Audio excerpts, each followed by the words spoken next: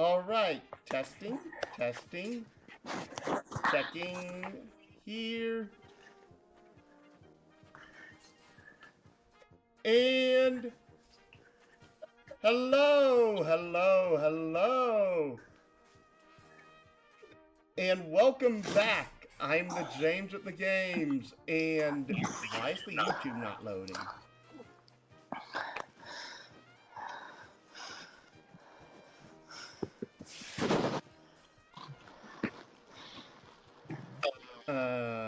Technical difficulties? This is just weird. Oh. Because it says that I'm live. It says that I've already went live to YouTube. It's showing that I'm live on the... Okay, there it is. There it is. Okay, okay, we're good. Hello and welcome back. I'm the James with the Games, and welcome back to being part of the missing members. Here with Berserker Bahamut once again. And we're continuing our little review of DC20, well, big review, mainly because of the stuff hasn't come in for the PS2 emulation yet, and honestly, that will probably take a while to set up. Yeah, that's on top of like setting up the emulation software, then finding an emulator of Ephemeral Fantasia. Yeah. So, we left off on Language Mastery. And so far, this entire system has been pretty dang good with, like, making everything feel important. Language Mastery grants you levels of proficiency speaking different languages. You don't have language mastery in a given language, then you're unable to speak or understand that language. Gaining language mastery in a given language allows you to speak that language with greater levels of fluency. There are only 2 mastery levels, limited and fluent. See languages for more information on the different languages. Limited, you can read, write, and speak that language, but you must make a language check and succeed to do so. And fluent means you can read, write, and speak that language fluently. There is more of a progression to learning a language, and there are more subtle interactions that happen both from a roleplay standpoint and a mechanic standpoint. At the friggin' door. Oof. Whoever's there, I hope they're in for a nasty surprise if they're trying to get me in. I will throw the hands. Uh-oh. Hopefully this isn't anything serious on his end. Also, this is weird. It says I have 2 viewers on the Twitch screen. This is my actual Twitch, and from my actual stream manager, it only says I have 1 viewer. That's weird. Come on, work with me here, Twitch.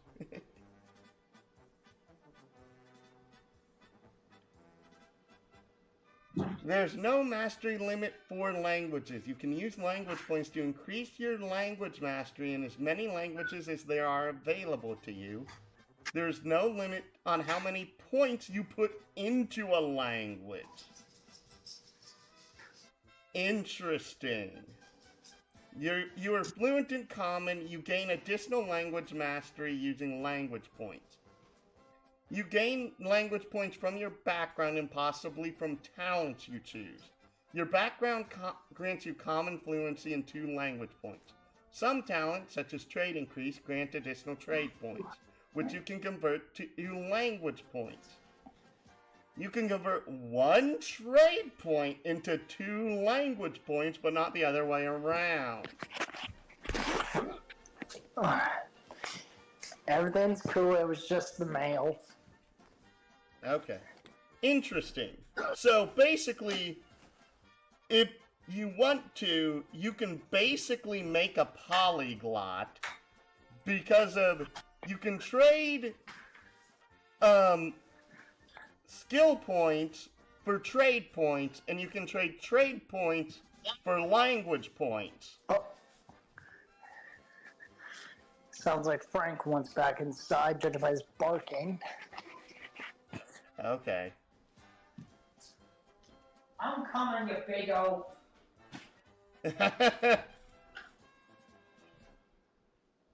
Combat Mastery grants you a bonus to combat statistics, such as your save DC, physical defense, mystic defense, attack checks, and spell checks. Combat Mastery is directly tied to your character's experience and is the only mastery that increases baby girls. Come on.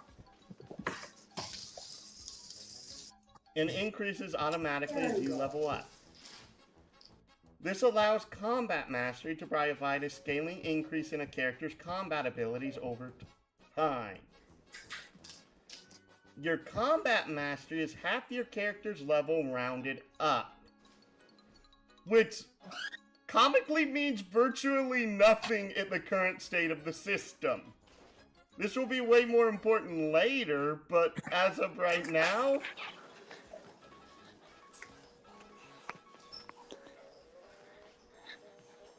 it doesn't seem like it would do much because of it.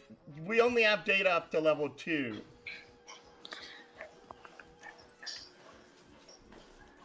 But you can gain combat mastery with the following categories: unarmed strikes, weapons, spellcasting, unarmored defense, light armor defense, heavy armor defense, shields, mystic defense, attribute saves, might, agility, and charisma for attribute saves, and save DC. Okay, I'm guessing that you can literally, like, allocate points to these various different things from combat mastery points. Right. You have I literally just said that. The gaining combat mastery thing. Your background grants you mastery with 2 saves of your choice. All classes grant... Oh! Your background grants you your saving throws, not your class. That's interesting. Yeah, that could make for some particularly interesting in character builds, potentially. Well, it's not just interesting character builds. It's also just that, it means that a character's class is not tied to their saving throw. Right. Why, Discord, are you not picking up his light? Oh, it's because of the fact that it's saying that you're constantly on right now. Oh, okay. Yeah, the circle isn't unhighlighting. Yeah, I think it's because at one point I turned noise suppression off for some reason. Ah. All classes grant mastery with light armor. Some classes also grant mastery with heavy armor, light shields, and heavy shields. I like that they give 2 different shield masteries because of that actually makes a lot of bloody sense. Also because of I'm annoyed by 5e and their bloody shields because of there's a heck of a lot of difference between a buckler and a tower shield. And there's nothing in the rules about anything like this. Right. And also, guess what, Berserker Bahamut? Right. You know what does have these rules? Pathfinder 1A. And 3.5. And I've never played Pathfinder 1A, but the only good experiences I've had with 3.5 was when Nikolai was running it. I know. All martial classes grant weapon mastery, and all casting classes grant spellcasting mastery. That seems like it'd make perfect sense. Ancestry mastery. Some ancestry traits, such as natural combatant, grant mastery with heavy armor and shields, light or heavy. Talent mastery. Some talents, such as martial expansion grant mastery with weapons, heavy armor, or shields. It was and shields, light or heavy. I know. I'm saying that because of to speed things along a little bit. Oh. Here's a list of what happens if you attempt to do something you do not have combat mastery for. Casting. If you make a spell check, you don't add your combat mastery to the check. Usually only possible when casting spells from items such as wands or spell scrolls. Actually, that's actually interesting, because that actually means you can't give, like, the exploit of giving a barbarian a necklace of fireballs to use whilst they're raging. Oh, I see. That's not technically, like, an immense nerf, but it is interesting that they're making that an actual ruling. Right. Shield.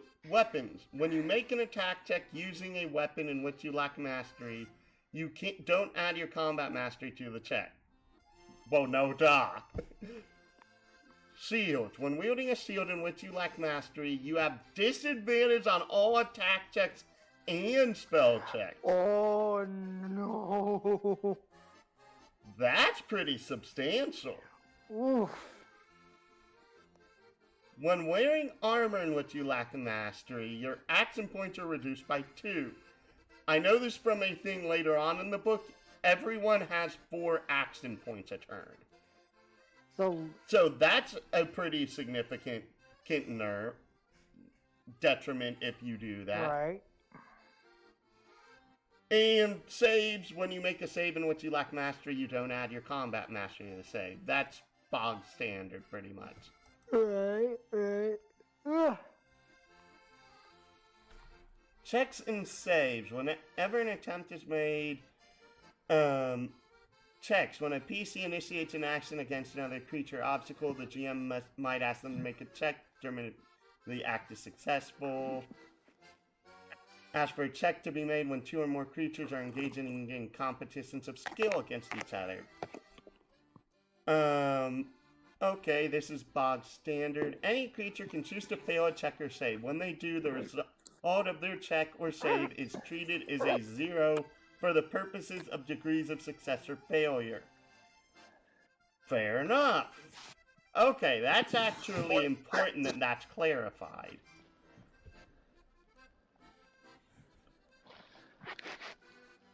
Honestly, I already love the fact that they're addressing degrees of success and failure because of... I hate 5e for not addressing that. Right. You're allowed to bring up or even narrate portions of this that you're actually wanting to. Not allowing for the severity of degrees in 5e. Also, like, minimize the frustration of players constantly rolling bad rolls. Well, my thing is that usually it also helps to give an idea of, like, the sheer amount of how like spectacularly you did on something versus how, like, atrociously you did on something. And that's why I like degrees of success and failure, is that primarily there's a thing of, like, narrating something to too ridiculous of a degree. Right, I guess there is that.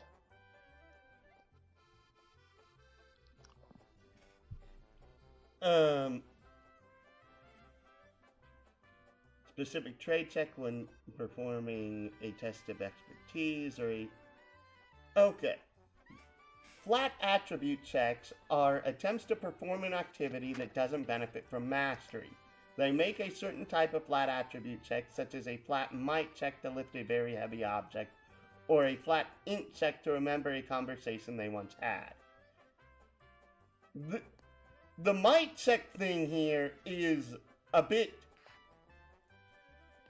weird, mainly because of I brought up the fact of, like, it is possible to use athletics to go ahead and perform, like, athletic feats of strength, yet you can do that for the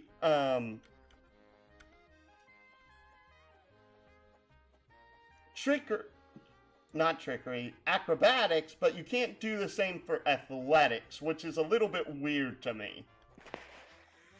I suppose that is kind of weird. But the int check thing, I do understand why that's given here as an example.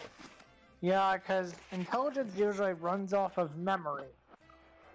Yeah. And the stored memory within the hippocampus, as region of the brain.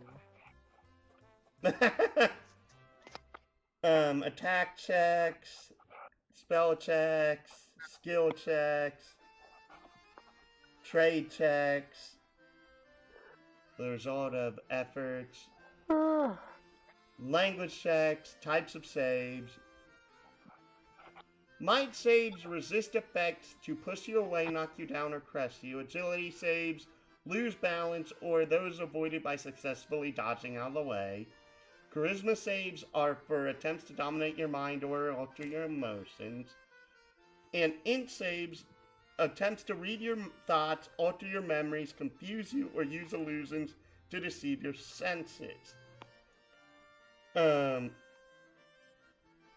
these are just examples of how different checks work, because of attack checks, 20 plus prime plus combat mastery. Same thing for spell checks. Skill checks is 20 plus attribute plus skill mastery. Oh, when you're trying to read, write, or speak a language, you make a language check to do so. Roll a d20 and add your charisma or intelligence to the result. Okay, that's interesting. Check contest. When a creature makes a check against an opponent's check or save, they're engaged in a contest. The creature with the highest check result is the winner of the contest. If the contest results in a tie, the situation remains unchanged.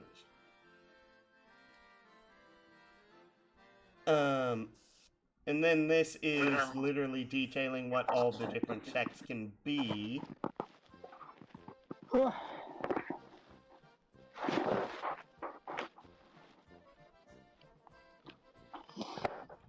Passive skill. Sometimes a GM might not ask the PC to roll any dice to determine the success on a check. Instead, the GM would use average result for that type of check. Every skill has a passive value and a passive awareness, such as passive awareness, insight, athletics.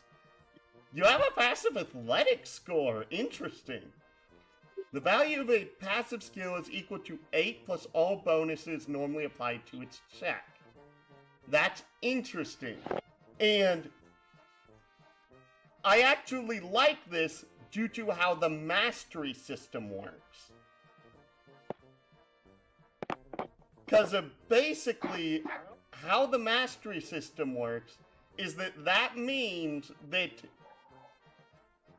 anything you have that level of mastery in, your passive skill for it is basically what you typically think it is.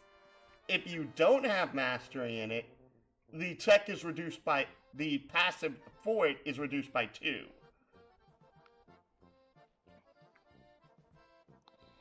So, I think that's pretty clever. Indeed. If you have an effect that grants you a permanent advantage or disadvantage to a skill check. Oh, were you having something else to add? So that certainly makes a lot of given sense, depending on every certain situation. Like, say, for example, somebody has an extremely high athletics skill. That would basically substantially be giving them an opportunity on these passive athletics checks.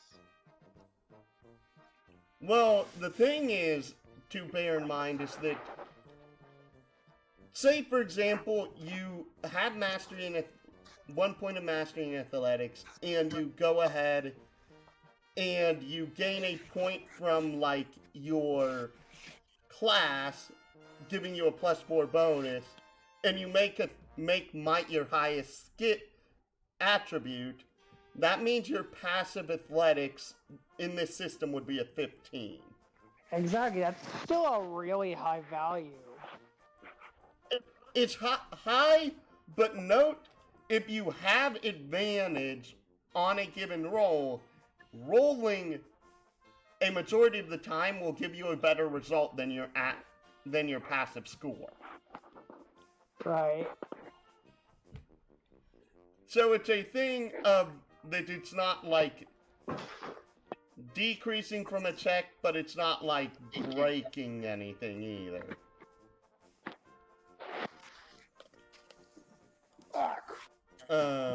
Up. I think my DS case rolled onto the floor. It was zipped up, but it's in a travel case. If you have an effect that grants you permanent advantage or disadvantage to a skill check, you add advantage or subtract disadvantage to your passive skill for each instance of permanent advantage or disadvantage. For example, the commander has heavy armor and has disadvantage on all stealth checks they make. Since this is a permanent effect, as long as they are wearing that armor, then you'd also subtract 5 from the commander's passive stealth skill. Excuse me? This would be really interesting for permanent advantage on something, because of that'd mean that you can actually have really high passive skill checks. We'll have to get to that section. Right.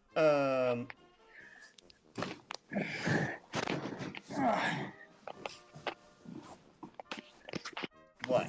Nothing, just lying back down on the couch. Okay.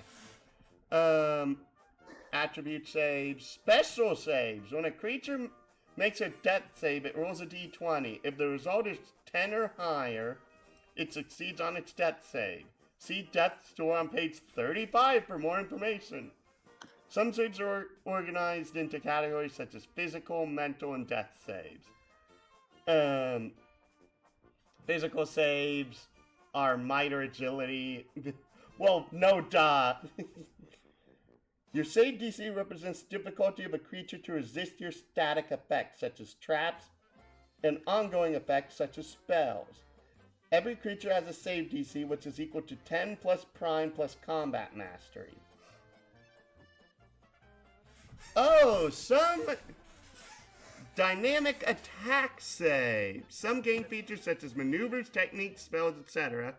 both deal damage and impose an effect on their target. This is called a dynamic attack save. Excuse me. Provoking creature makes an attack check or spell check at the same time the target makes its save. Provoking creature's check is compared against the target's defense to determine if the target takes damage, and the target save is compared against the provoking creature's save DC to determine if the target is subjected to the effect. A dynamic attack save, attack hit and save failure. The target takes damage and is subject to the effect. Attack miss and save failure. The target does not take damage but is subjected to the effect. Attack hit and save success. The target takes damage but is not subjected to the effect. And obviously if you miss and the save succeeds, nothing happens. DC tip. There are many game features that both deal damage and impose an effect on its target. When this happens, an attack check or spell check is always made to determine damage, while a save is always made against the effect. This opens up many very interesting interactions on what outcome will be and keep things moving quickly because both the attacker and the target makes these rolls at the same time. similar to how contested checks work. With dynamic attack saves, you don't have to wait for the attack check to hit, then have the target make a save. They both happen at the same time. Interesting. So you don't have to see if your attack hits, because the opponent can still fail their save, and effect can happen. You just don't deal the damage, which makes a lot of features potentially a lot more useful. Exactly. When a creature has advantage on a check or save, it rolls 2d. Well, no, duh. We know how this works. When a creature makes a check or save, it can spend one more action point to gain advantage on its check or save per AP spent. See attack checks on page 20. Barbarian chooses to make an attack with a Great Maul against a creature. Barbarian can spend 1 AP to grant themselves advantage on their attack check. Sometimes a creature might have multiple sources of advantage or disadvantage on a single save. Advantage X. If a creature has multiple instances of advantage on a check or save, it has advantage X, where X represents the number of additional dice the creature rolls when making the check or save. Creature rolls 1 additional d20 for each advantage it has on the check or save and takes the highest number across all dice. Okay. And disadvantage X is basically the same exact thing. Advantage 1, disadvantage 1 is the same thing as regular advantage, disadvantage. When rolling a d20 to make a check or save, 1 just represents the additional d20 you are rolling, which is what happens with the regular advantage, disadvantage. Most of the time, they'll be referred to as advantage and disadvantage. So this does grant additional stacks of advantage and disadvantage, though the question here, there's a little bit of a hiccup in this system that I just noticed, which is if there's a possible way to gain more than 1 permanent stack of advantage in a particular skill. Because of the way that the permanent advantage and disadvantage is listed, if that happens, would that actually increase your passive check by 10? Or would that affect that in a different way? Because of technically the way 2 stacks of advantage here works is not actually the same as having a plus 10 chance on the roll. I don't know, it's just something I noticed. Right. Advantage and disadvantage, each instance cancels out. If they cancel out, you'll make a standard d20 roll. If they have any remaining, then you roll with whatever you have left over. Excuse me. Variable, gaining advantage, disadvantage on checks made against other creatures is very common. Sometimes you might have to make a check against a group of creatures where you have advantage or disadvantage on the check against some of the targets, but not all of them. That happens, follow these steps.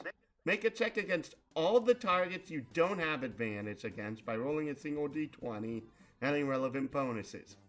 For the additional targets, roll a second d20 and compare it to the first you've already rolled. For all targets you have advantage again, choose the higher number. For disadvantage, choose the lower number. You have advantage or disadvantage 2 or higher against any additional targets. Repeat step 2 for the additional dice. Okay, that actually helps clear things up and bring up a lot of rules clarity here, which I think is very good.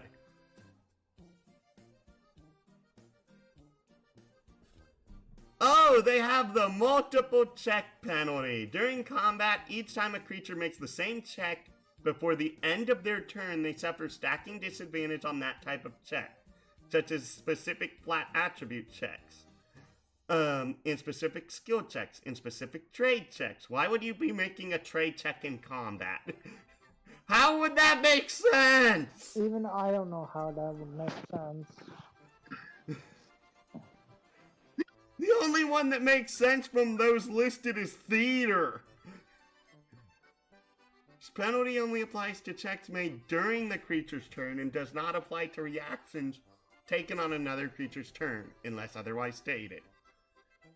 If a creature casts a spell by making a spell check, its first attempt would be normal, but subsequent spells would have stacking disadvantage. Multiple check penalty does not apply outside of combat. See combat resources for more on how actions are taken outside of combat. Some actions have penalties when you take it multiple times, such as the help action. These penalties count as multiple check penalty for the purpose of game mechanics that apply to them.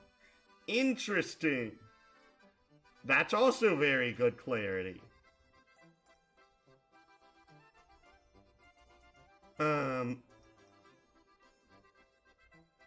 When a creature rolls a 20, it's a critical success. On a 1, it's a critical failure.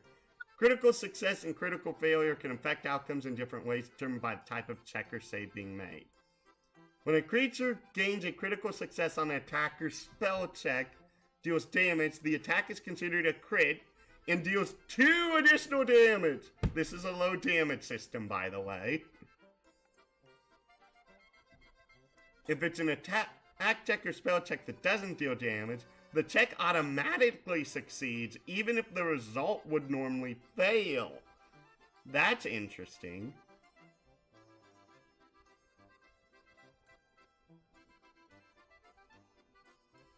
Okay, and for crit fails, on a crit fail, the attack that deals damage, the attack automatically misses even if the result would normally hit. If it's an attack that doesn't do damage, check automatically fails even if the result would normally succeed. Honestly, I don't see where this would be a problem until you reach higher levels of play, like ever. I'm like, please tell me you see this and you're like, this is like the least punishing crit fail thing that I've ever seen. I would almost have to agree with you on that one. Because of the only thing here that this means is that if you roll an attack roll against a target that has an effect on it, and you roll a natural 1 on your attack roll for that, it needs slight rules clarification if that crit fail also means that even if the target fails their saving throw, if the effect happens or not. That's something that I feel like needs rules clarity. But do you agree?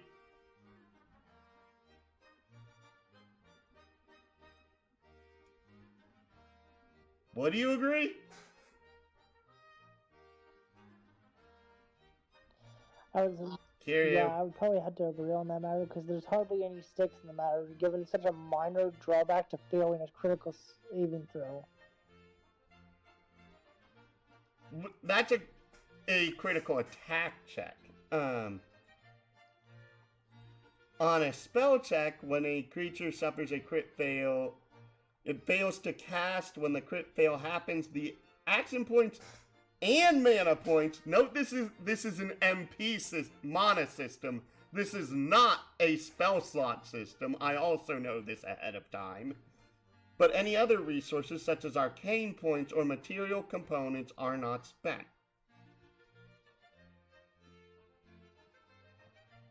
That honestly isn't that bad of a punishment for casters either, but it is a punishment because of any mana used in the express purposes of that spell check are spent. And technically, this actually means something really interesting here. This means that it's really, really bad if a casting character rolls for a spell, since note, every spell has both an attack roll and a saving throw associated with it. It is really bad for a caster to roll use a spell against a creature they have disadvantage against. Because of that means that they can basically end up wiping their MP pool because of it. So that could be really, really devastating. Indeed. Especially since if it's an AoE and you have one specific enemy you have multiple stacks of disadvantage to hit that is caught in that AoE, if you roll a 1 on those multiple stacks of disadvantage, you lose the MP for that spell failure. Oh. Sure, it might hit everyone else, but oh boy, that can actually lead to some pretty bad shenanigans. I think that should only be a thing if that's only the only target you're affecting with a specific spell roll. But attack and spell checks. A creature that suffers a crit fail on an attack check or spell check becomes exposed. Attack checks made against it has advantage against the next attack made against it before the start of its next turn. Okay. That's interesting, because that is something that doesn't come up all that much, and honestly, I like that. Because of note, it's only the next attack made against it. It doesn't have multiple stacks of exposed. So literally, it's just the next attack against it is made at advantage. It gives a little bit of give and take there. Would you agree that you find that particular portion to be fair? Because I actually do. As a fresh spin, I'll say that much. Honestly, yes. Mainly because of... Oh boy, have you seen some critical fumble charts? I've heard them and it's terrifying. Yeah, so honestly, the only being given a stack of exposed, which means that the next attack against you is at advantage. Note that enemies suffer the same thing if they have a crit fail. I think is far more balanced, and it lets you go ahead, and if the enemy screws up, everyone's like, okay, we're going to go ahead and give the barbarian 4 stacks of advantage the next turn to make sure they crit. Because of, yes, that's a thing you can do in this, and I know you can do that.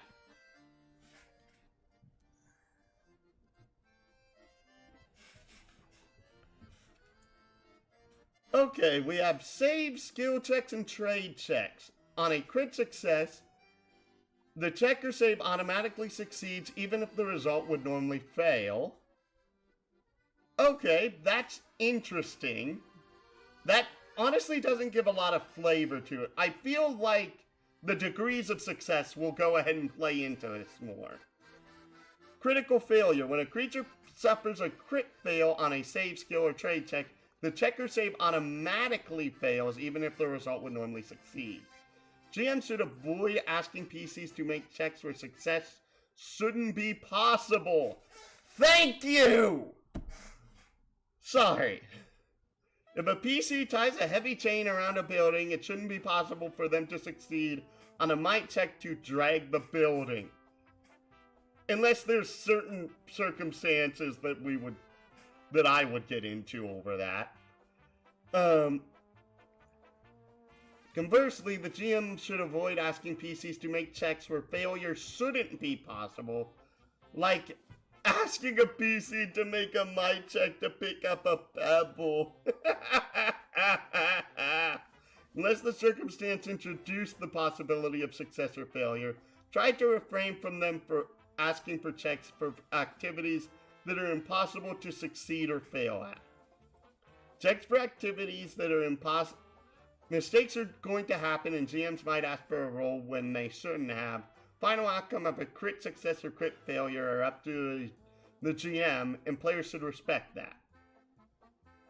When multiple creatures gain a crit success in a contest, or all creatures suffer a crit fail, the creature with the highest total result wins the contest.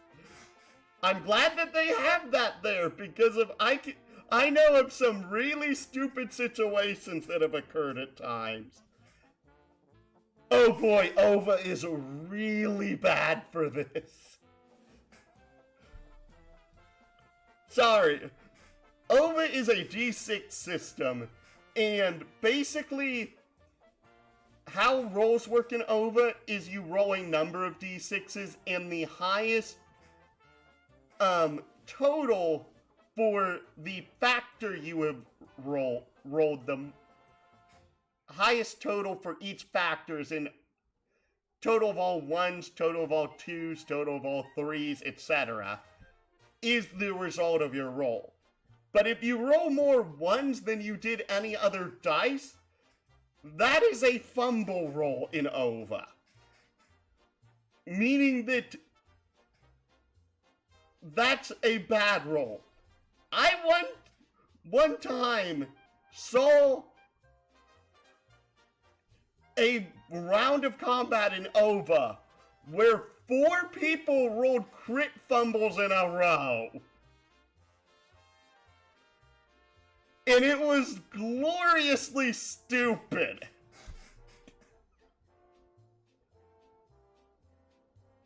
Sorry. I wanted to bring that up because of that was so stupid. Nothing to say yet? Honestly, I'm having trouble thinking at the moment. Do you have a headache? I'm keeping my ears open for when the dogs want to come inside. Oh, sorry. Yeah, it's fine. I'm mainly wanting to hear more of your reactions because of, honestly, I could do this by myself and have the same thing, but it's more interesting when there's other people to bounce things off of. I suppose I can't blame you on that front then. It's much easier to have entertaining banter throughout the course of a review when there's somebody else to bounce reactions off of and figure out their inputs. That's on the fly. Yes. Where to degrees of success and failure, if a creature succeeds on a check or save by 5 or more, they may gain additional benefits beyond those of a normal success. Check or save will contain a success statement, such as success, success 5, success 10, or success each 5. The success statement says success, the creature gains the listed benefits if the result of its check or save is equal to or higher than the opposing DC check or save. Success each 5. If a success statement says each 5, creature gains the listed benefit for each 5. The result of its check or save is above the opposing DC check or save. Unless stated otherwise, creature can gain these additional benefits multiple times. Pretty bog standard. If a success lists success 5, the creature gains the listed benefits when they succeed by 5. Moreover, the success says 10, they also gain the listed benefit. This can continue on to success 15 and further. Interesting. I honestly don't know how you would get success 15 unless it's a contested check in this system. Alright.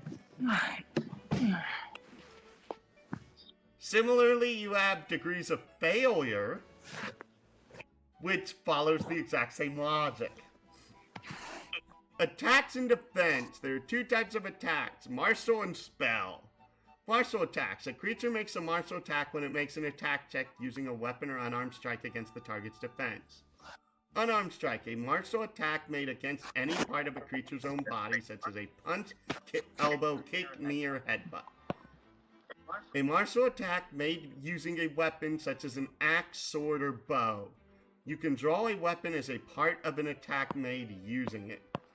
Bow attacks makes a spell check against a target's defense. 2 attack ranges, melee and range. Hey, they got rid of touch distance.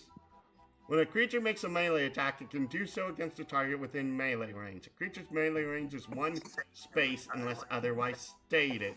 See spaces and distance on page 65. We're on 32. Yeah, I caught up to the page. What? Ranged attack. Can do against a target within range. The range is determined by the type of weapon it's attacking with or consulting the feature or spell it's using to make the ranged attack. Creature has disadvantage on the ranged attacks when an enemy is within 1 space of it, provided the enemy isn't incapacitated. Weapon that can be used to make a ranged attack has a range shown in parentheses after its ammo or thrown property. Normal range, first number is a weapon's normal range. It can make an attack against any target within this range. Long range is second number and disadvantage against targets in this range. You can't make attacks against targets beyond your weapon's long range. Target's defense, that's pretty standard. 2 types of defense, physical and mystical. Each type has a value. When a creature makes an attack or spell check to attempt to deal damage to a target, the creature's check is compared against the target's defense, determined if the attack hits the target. Physical defense. Oh, it's specific damage types. Creatures' physical defense can be determined by their base defense, combat mastery, agility, armor bonus, and if they're wielding a shield. What were you about to say? Oh, hopefully it's not a whole slew of different friggin' damage types like there were in 5e. There's less than there were in 5e. I believe 5e has 17 or 14. This looks to be 12. Actually, let's see here. 6, 8. Yeah, okay, never mind. You're right. 12. I'm good at counting.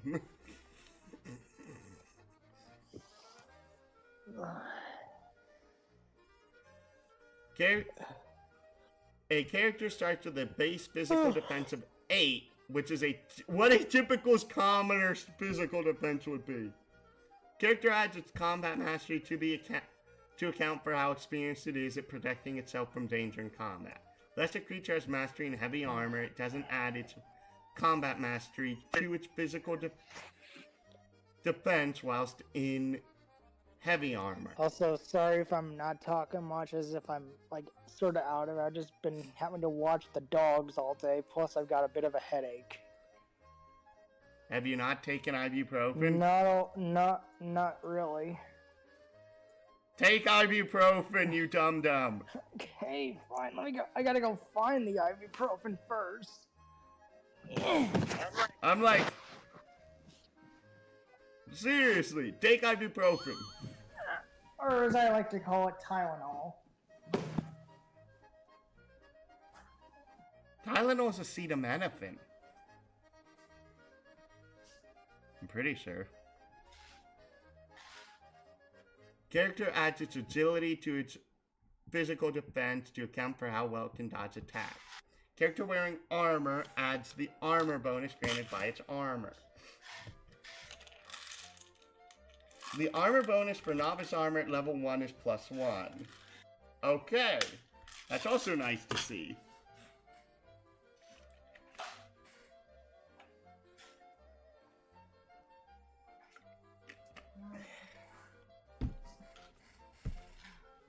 A character wearing a shield adds the shield bonus to its physical defense. Mystic defense represents the difficulty of hitting a creature with supernatural sources of damage that affect the mind or soul, such as psychic, radiant, sonic, or umbral. I find it interesting that they call it umbral instead of necrotic here. Base of 8, adds combat mastery. and adds its charisma and its intelligence. DR, damage reduction. Reduce damage of an attack by an amount equal to the DR value, minimum of 0. A heavy hit, 5 or more above the defense or critical hit, bypasses DR and deals full damage. Okay. That's actually interesting. So basically, there are ways to bypass damage reduction even if you don't have a feature that normally lets you do so. Physical and mystical damage reduction,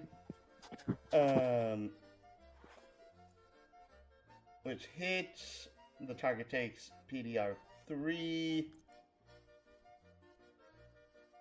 Reducing damage taken by 3. Alternatively, if the result of the check was 15, it would be 5 higher than PD, making it a heavy hit. Okay. Okay, that's really interesting. I actually really like that. Are you back, or you still searching? I'm just now about to take my dang night smiling home. Okay. Take your Tylenol.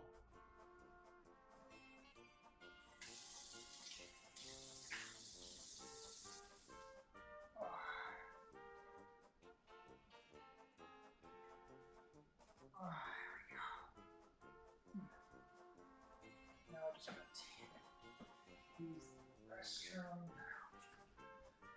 Fine, hopefully.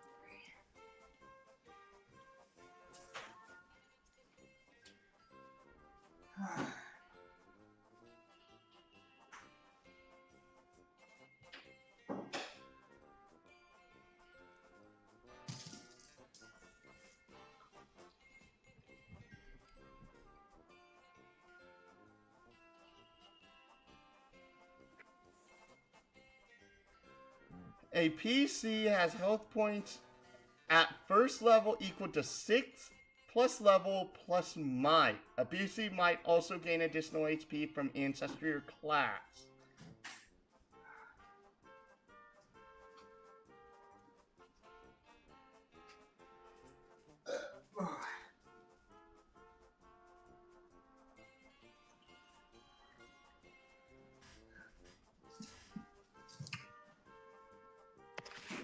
Seriously, y'all dogs are just seriously not allowing me to have anywhere comfortable to sit and relax on. Jeez. Dang dogs. Yep. Ugh. Also, damage reduction is interesting. If you actually score a crit or a heavy hit on a creature with damage reduction, you bypass the damage reduction. Right. Why are you just saying right? That's really cool. I know. It is really cool. I'm just currently waiting for the darn Tylenol to kick in. How much water did you drink?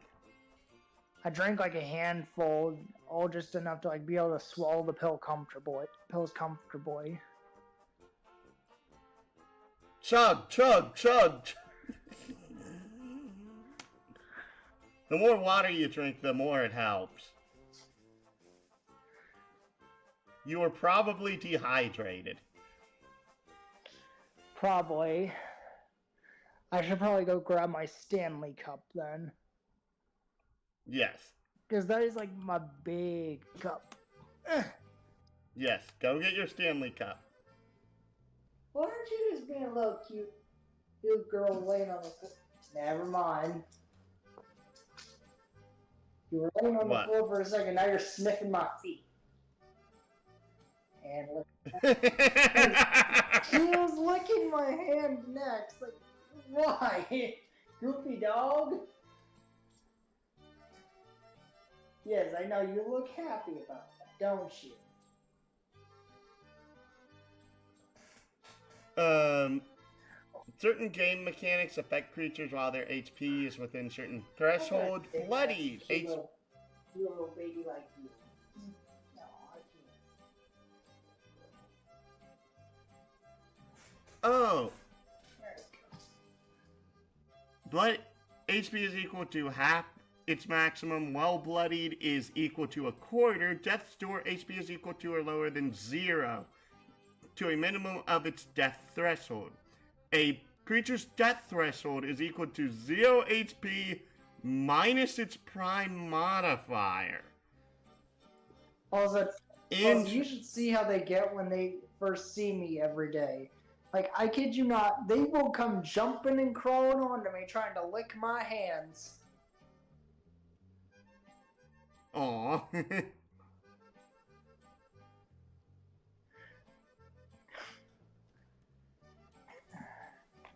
Oh, interesting. Temp HP lasts until a long rest. Oh.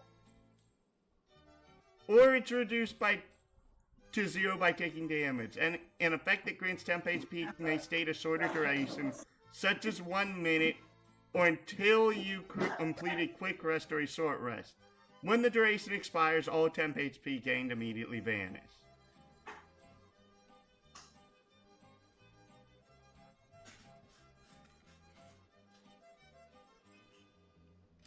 For a second, I thought my phone... Wait, where is it? Where's my dang phone?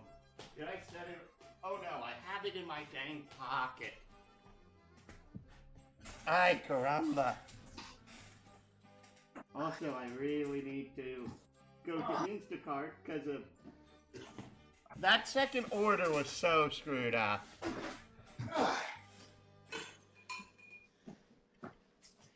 When you are reduced to 0 HP, you suffer following effects. You immediately gain Exhaustion 1. You can't spend more than 1 AP until the end of your next turn. Until you are restored to 1 HP or higher, you can't concentrate. The end of each turn, you make a death save. Failure, you take 1 true damage. Critical failure, you fall unconscious until you're restored to 1 HP or higher. And crit success, you're restored to 1 health. When a creature makes a death save, it succeeds on a 10 or higher. A creature makes death saves until it's restored to 1 HP or higher, becomes stabilized, or dies. Creature that takes the medicine action and succeeds on a DC10 medicine check can stabilize a creature on death's door, giving way more benefit to medicine checks. A stabilized creature doesn't make death saves while on death's door. A creature remains stabilized until it's restored to 1 HP or takes damage. Alright. Stanley acquired. Got water in it, finally. Good. Continuous damage does not affect your HP while on death's door. You still have these conditions on you, but they don't deal damage to you unless you're above 0 HP. That's funny. So technically,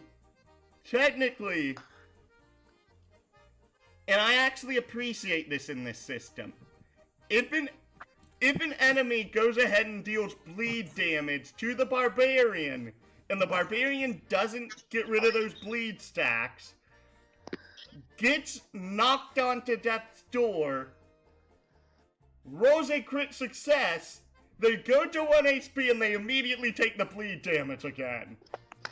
Oh, so you appreciate that barbarians get made into dead weight? No. That's because of it prevents yo-yoing. That's why I'm saying that. Do you know of the concept of yo-yoing? Nope. Yo-yoing is a concept where basically, you only care about health if it's 0. Where you only heal from 0 to 1 because of the fact that at 1, no matter if you're at 1 or 50 health, you can fight the exact same way. So, this makes it so that way, if you have a condition that drains your health, unless you cure that damage before getting off of Death's Door, well, cure that condition before getting off Death's Door, you can't yo-yo yourself back up. When combat ends, any creature on Death's Door must immediately make a death save. They repeat this death save every 12 seconds until they become stabilized, are restored to 1 HP or higher, or die. Failure. The creature takes 1 true damage and falls unconscious until it becomes stabilized. Success. The creature becomes stabilized. But failure and success on what? The death save itself? That doesn't make any sense. Who knows, honestly. Again, this is only version 0.8, so they still have a long ways before their version 1.0. Right. Monsters and NPCs normally die when they're reduced to 0 health. However, the Game Master can choose to implement Death's Door on special enemies. They would drop down to 1 AP, be on Death's Door in the same weakened state, leaving a window for them to still talk to the party and get out any last words before someone puts them out of their misery. Alright, that's nice. In other words, basically, any last words before the party goes ahead for the public execution. Well, it also can be if the party screws up and accidentally has an NPC that's with them take damage, sort of thing. Right. Attack damage! Holy cow! Attack checks and spell checks that deal damage have a base amount of damage they deal to their target on a successful check. Value is listed alongside the weapon on page 73! Or in the spell's description on page 53! If the check beats the target's defense by 5 or more, the target takes extra damage and may suffer additional effects. See checking. We already looked at that. We know that. Hit success each 5. An attack deals 1 additional damage for every 5 the result of the check is above the target's defense. If the result of the check is 5 or more above the target's defense, it's considered a heavy hit. If the result is 10 or more above, it's considered a brutal hit. Brutal hits are considered heavy hits for the purposes of effects that trigger on a heavy hit.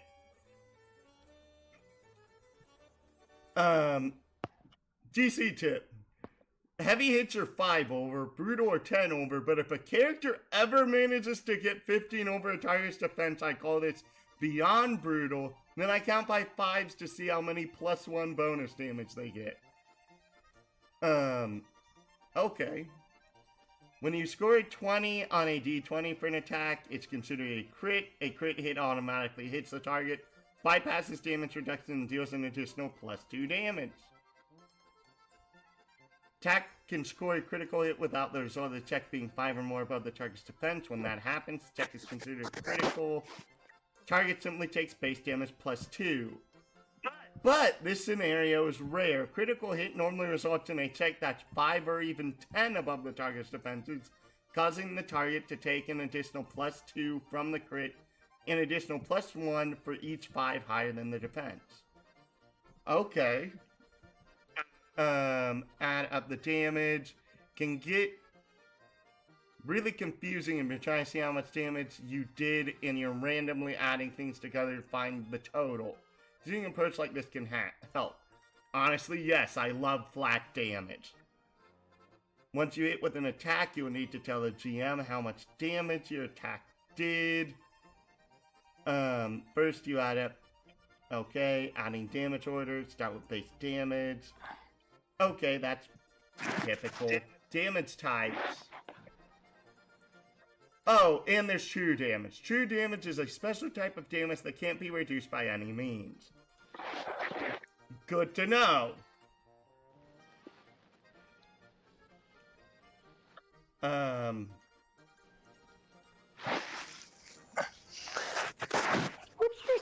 why is damage reduction here? Because of the fact damage reduction was literally listed 4 pages ago. What you smacking your lips for, or pretty baby? She thinks you look tasty. Or she's just licking her lips for some reason. Aw, she sits while I'm still petting her. Such a pretty baby. Oh, you pretty girl.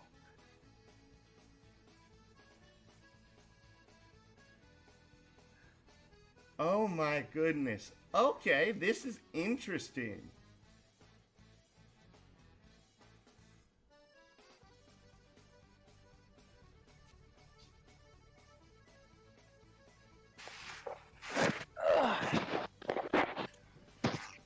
So, we also, on top of DR, we have resistance and vulnerability. We have immunity, which reduces to 0. Half, which reduces the specified type of damage to half rounded up. I'm glad that they say rounded up. Resistance X, reduce damage taken by X from the given damage type each time from the creature takes damage of that type. If you have fire resistance 5 and took 7 damage, you would instead take 2 damage. Subtract 5 each time you take fire damage. So basically, that is a different form of damage reduction. That makes me question if Resistance X is also affected the same way damage reduction is. That's interesting.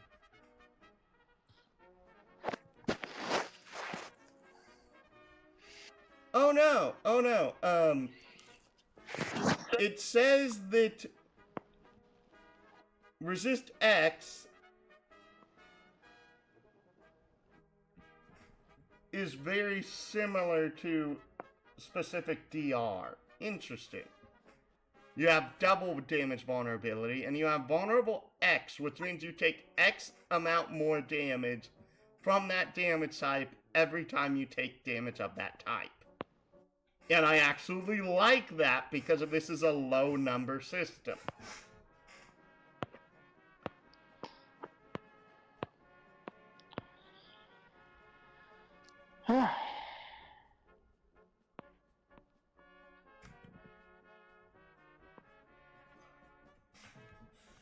Anything you have to say at this point? About the damage reductions and whatnot? Damage reductions, resistance, vulnerability. Honestly, I'm not really used to this kind of thing, because I'm used to like the big old like dopamine hit of big number go up from 5e, but I can see how this could be a little different. Well, yeah. It's weird because of, honestly, a person made a really good argument about this, which is that, like, I hate that I have to bring this up. The difference of having 40 life in Magic versus 8,000 life in Yu-Gi-Oh!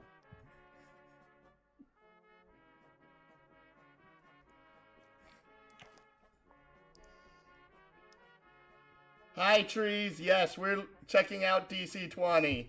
I backed it at a $145 level. Yeah, hi threes.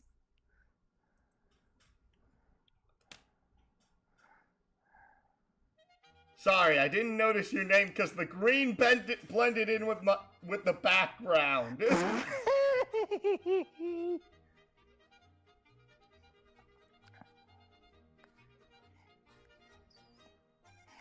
But I do see your war photo now. You can't do this to me.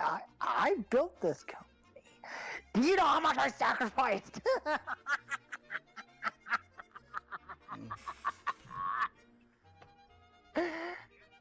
That is true, Trees. I know about those sorts of things.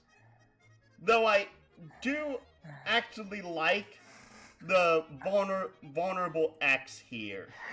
Because of this Also, is something I don't see terribly often. Also, I just quoted William Dafoe's Green Goblin from the first Spider-Man movie.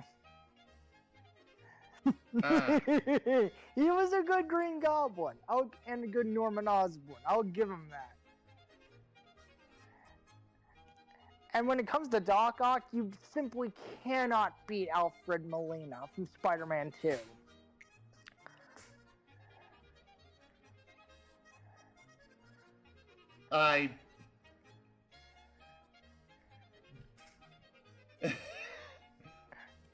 What, you never watched the Sam Raimi Spider-Man films?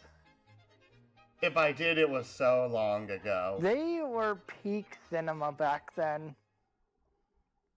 At least in my opinion.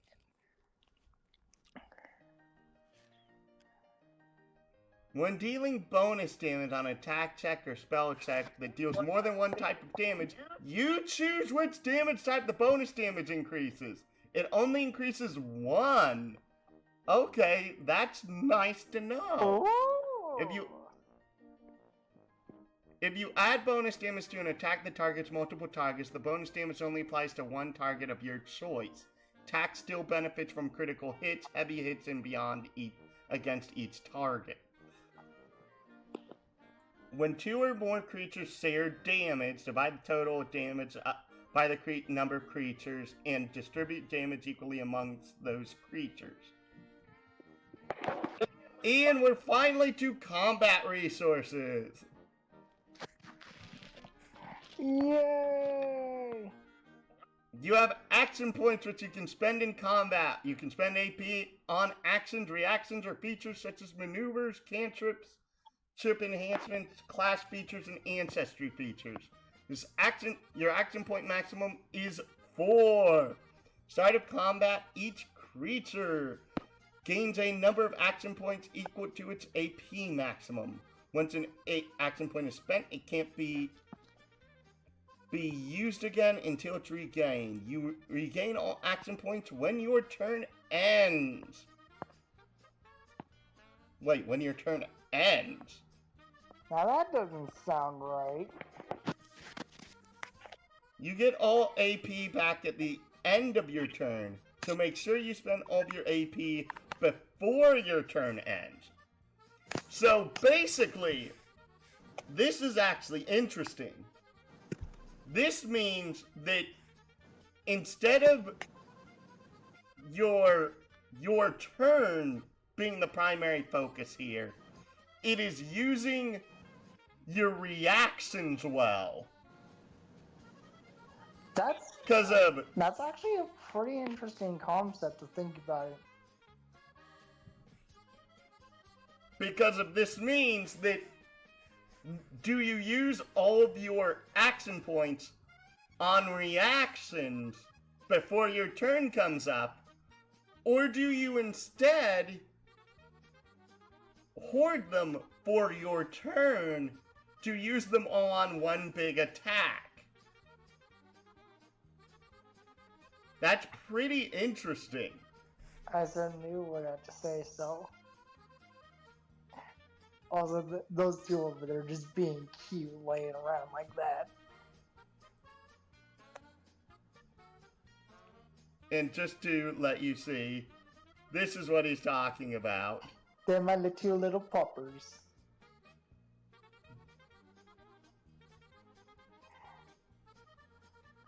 Or rather pop out. This. Yep, 2 little puppers, Rosie and Lilac. They're my Boston Terriers.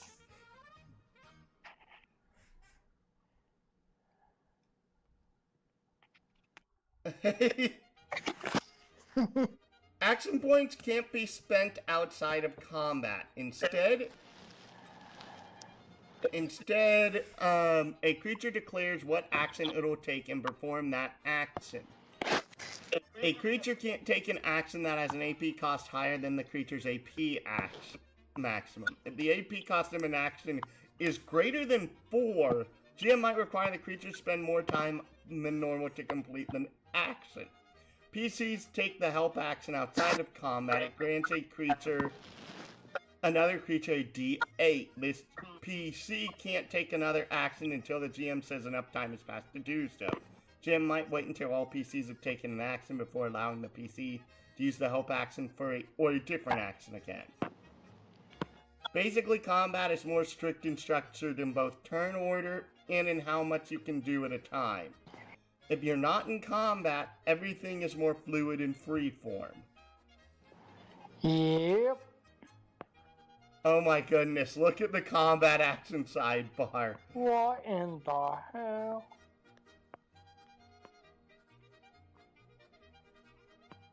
More capable, adrenaline.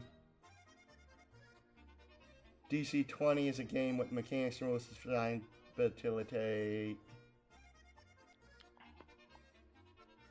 Come with a significantly higher risk of failure, but such a waste of time. Generally just wasting your time until you succeed. Give up or get past it. To pick a lock within combat often comes in.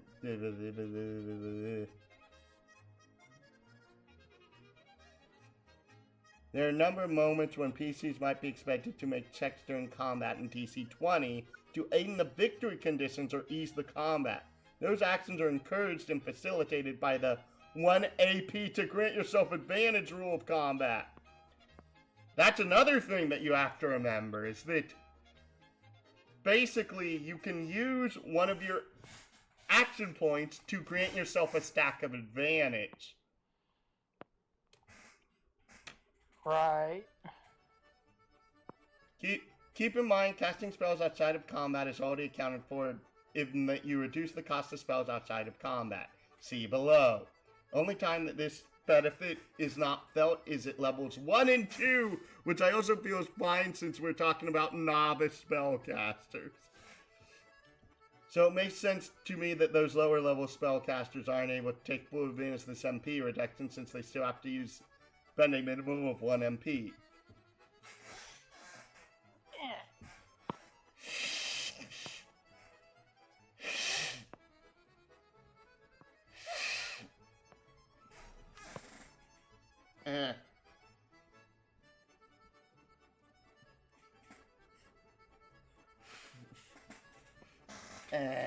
Sorry. It's fine. To those that find these explanations... Yes, you can combo on spells and do combo casting, but we haven't even really reached the spell casting portion since that's on page like 53. Which we're slowly closing in on. And I'm probably gonna hate having to hear all about all the cool things the casters can do. Bear in mind, the system is only built to level 2 right now. We don't know a bunch of stuff that may or may not be in the system.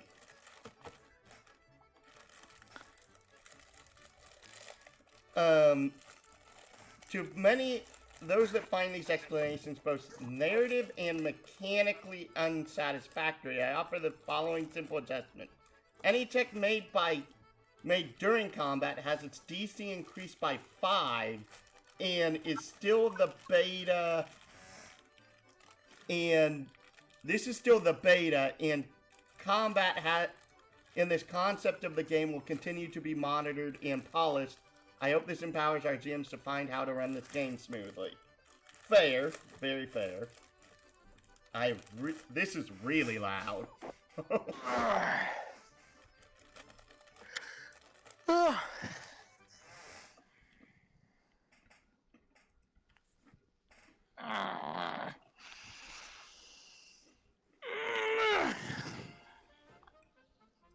Spellcasting PCs have mana points, which can be used on spells, spell enhancements,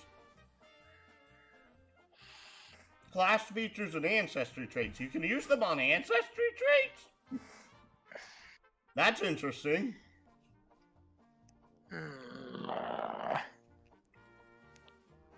You can gain MP from the casting mastery feature granted by casting classes, from talent such as multi-classing talents, or from ancestry features.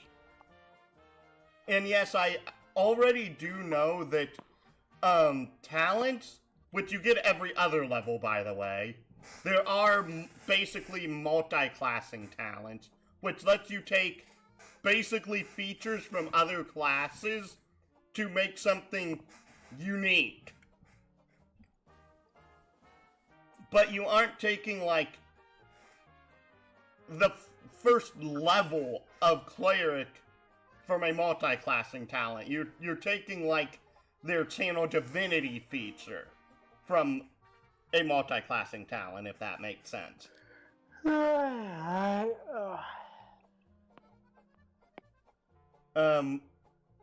You regain all MP when you finish a long rest. When you spend MP outside of combat, the cost is reduced by 1, minimum of 1. The total MP before the reduction can't be greater than your mana spend limit. If you were to run 1 mile to a neighbor's house, there's not much stress there. But if you were to run 1 mile away from a tiger that was chasing you, that's far more difficult and exhausting. This concept holds true for spellcasting too. I actually like that example. Yeah, suck it, casters. Please tone down your hate at least a little bit. At least right now. Okay, fine. At least wait till we get to, like, the actual classes, which is, ironically, after both the spells and the weapons in this system. Oh boy, so I have to hear about their fancy pants spells before I see just how overpowered they're gonna be when they get to the class. The irony is that the spells are done before the weapons. Of course, freaking casters take priority. In terms of their tool list. I don't think that it'll be that bad. From what I've heard, like, yes, Kiryu really does dislike magic users. Because Sorry, they make every single character I make like feel like a joke or nothing but a glorified meat shield once you get to certain points. Yeah. However, to counteract the fact that casters have mana points, martial PCs have stamina points, which can be spent on techniques, class features, and in place of action points when performing martial maneuvers. You can gain SP from the martial mastery feature granted by martial classes, barbarian, fighter, rogue, etc., from talents such as multi-classing talents, or from ancestry features. You regain SP during combat in a variety of ways depending on your class features. You regain all spent SP when combat ends. On your turn, you can spend 2 AP to regain 1 stamina point. Once on your turns, you can spend 1 or more mana point to regain 1 stamina point per mana point spent. That's really weird. Since, how would you have mana points and stamina points if you aren't taking multi-classing talent? Exactly. I'm not complaining about that. That's just really weirdly worded. Puppy, why are you mean mugging me and licking your lips? I'm not food. Oh, I thought you had your camera on just looking at the dog like... You can perform any action outside of combat that uses stamina without spending any stamina points. However, the SP cost can't be higher than your SP maximum. That actually gives you a lot of out of combat, like, usability depending on what your class is. Yay! And honestly, I'm like, that right there, you should be cheering far heavier for, because I'm like, I'm a bunch of different marshals, even I know this ahead of time, can do a lot of stuff. It's just that more often than not in 5e, people always ask the casters what they're gonna do to solve something instead. There are certain things that a marshal plain and simply cannot do, but there's a bunch of things that a caster similarly can't do, and I feel like what's his bloody name again? Alan Bjorkgren is definitely trying his best to The make power gap problem. not just a power gap, Utility, but like a what? utility gap as well. Yes. One of the big problems for most martial characters, especially in 5e, is that all of your cool stuff is tied to a resource bucket, and it's a resource bucket that, rules is written, is still depleted even if you're not in combat. Case in point, Which sucks! Case in point, the superiority die from Battle Master. Nearly all of the Battle Master maneuvers all are, I'm pretty sure all combat specific, but let me see here. I have the side up. Battle Master. Maneuvers.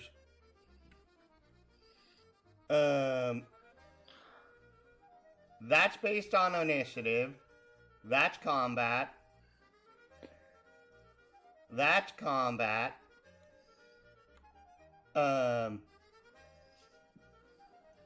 Okay. Literally, it takes till the 5th one for a non-combat one to be present. Because if this is combat, this is combat, this is combat, this is combat, this is combat, this is combat, this is combat. Let's see here. Combat, combat, combat. This could be used outside of combat. When you do so, choose a friendly creature. This can be used outside of combat, so that's 3. That's combat, that's combat. That tactical assessment can be used out of combat. So you have basically 4 of the Battle Master maneuvers that could realistically be used outside of combat. Out of like 20. Yep.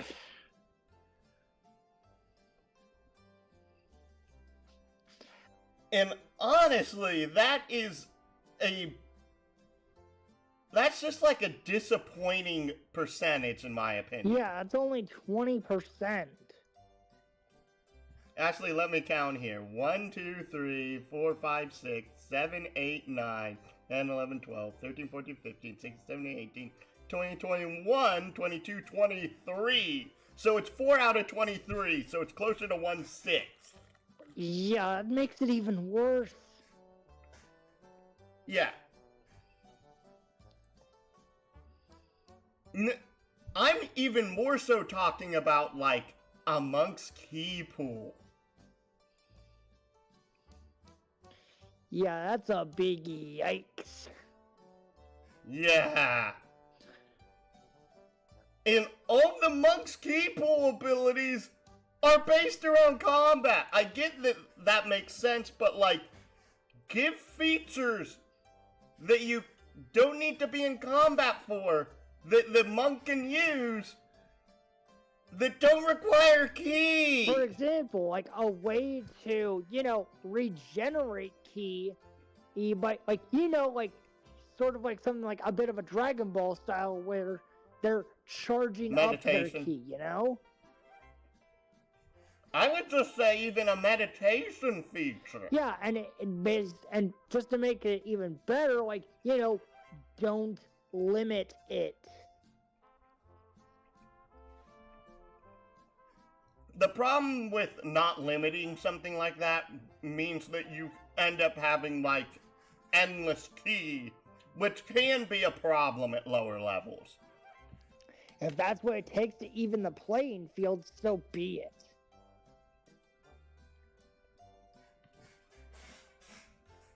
Anyways, we're getting sidetracked, are we not? I suppose you're right. I just get Stamina mana really sidebar. heated about the power gap and the utility gap of things. Yeah, I more than understand, and it's why I really have gone to not enjoying 5e the more tabletops I've experienced. It's like, again, we had this discussion the other day where it's like, okay, you have people that ban Goodberry because they want to run a survival-based campaign where they're on the run or something like that. You want to survive again? Go play freaking Call of Cthulhu instead of limiting player freedom's freedom of creativity. Yeah, because Call of Cthulhu makes a really good survival game. I mean it. Call of Cthulhu feels really good for survival.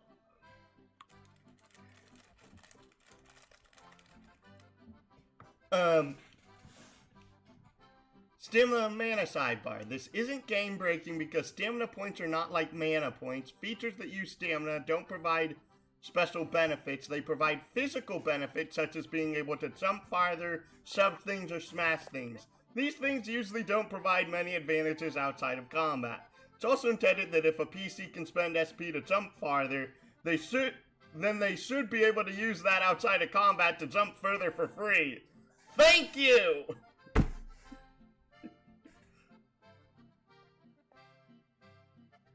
That's a you problem. I know that's not a me problem because I have dropped 0 frames. What do you mean? In Streamlabs, there is a thing that shows dropped frames, and if the frames have not dropped on my end, that's the wrong freaking screen. I know for a fact that stream is not buffering. I know that is on your end, not my end. What do you mean? My end. Tree. Oh, okay.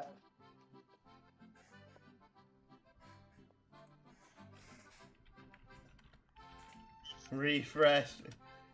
That is a problem on your end, not mine. I have had 0 dropped frames.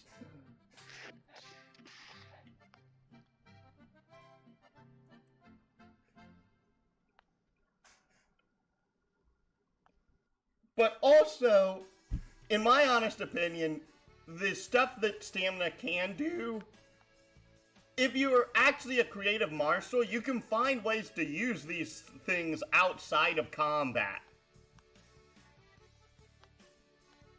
Grit points. Characters with a high charisma attribute have a strong force of will and ability to influence and impact others around them, especially their friends and allies. Grit points represents a character's being able to enact that ability on themselves or others.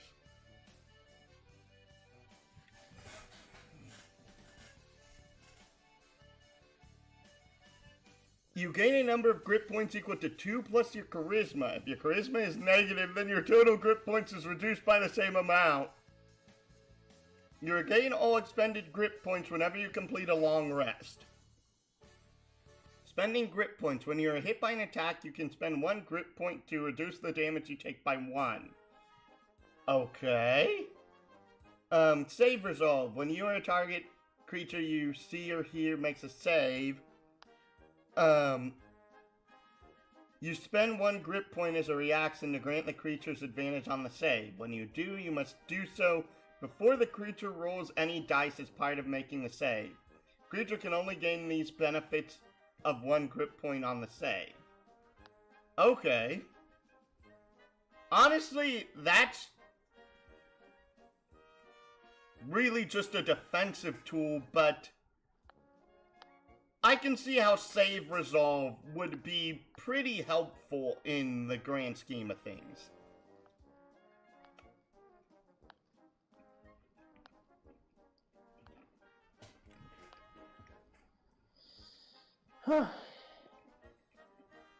Actions. Taking an action.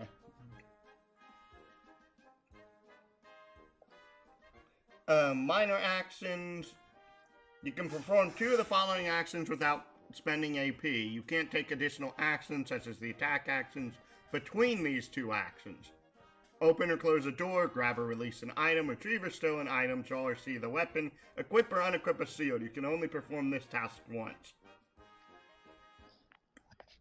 Puppy, what are you doing licking the chair like that? The chair's got food. Why are you licking and tasting the chair? Nope. It's a dog. Are you surprised? The dogs are silly. And why are you licking my hand now? My hand is not a chew toy. Yeah, she's a licker. She is a licker. Hey, I think we're finally to a portion that you should be very much wanting to talk about. We're to actions and reactions. Are you trying to... What act? I think, yeah, the little girl's trying to get my attention. No wonder why she's licking and pawing at my butt. Does she want food? I think it's more so just she wants to be pet or give me some attention. Are you able to actually narrate the next portion? Okay, what's the ones you're talking about? The offensive actions? Yep. Okay. That's where we're at the current point. Okay, attack. You can spend an AP to make an attack check. Disarm. You can spend an AP to make an attack check contested by the target's athletics, acrobatics, or trickery check for the target's choice. The target has advantage if they're holding the object with 2 hands. However, you have disadvantage if the target is larger than you. You can't disarm a creature that's 2 sizes larger than you. On success, the targeted object falls into an unoccupied space of your choice within 1 space of the creature. Next up, the grapple. Using a free hand, you can spend an action point to attempt to grapple another creature. Make an athletics check contested by the opposing creature's martial check.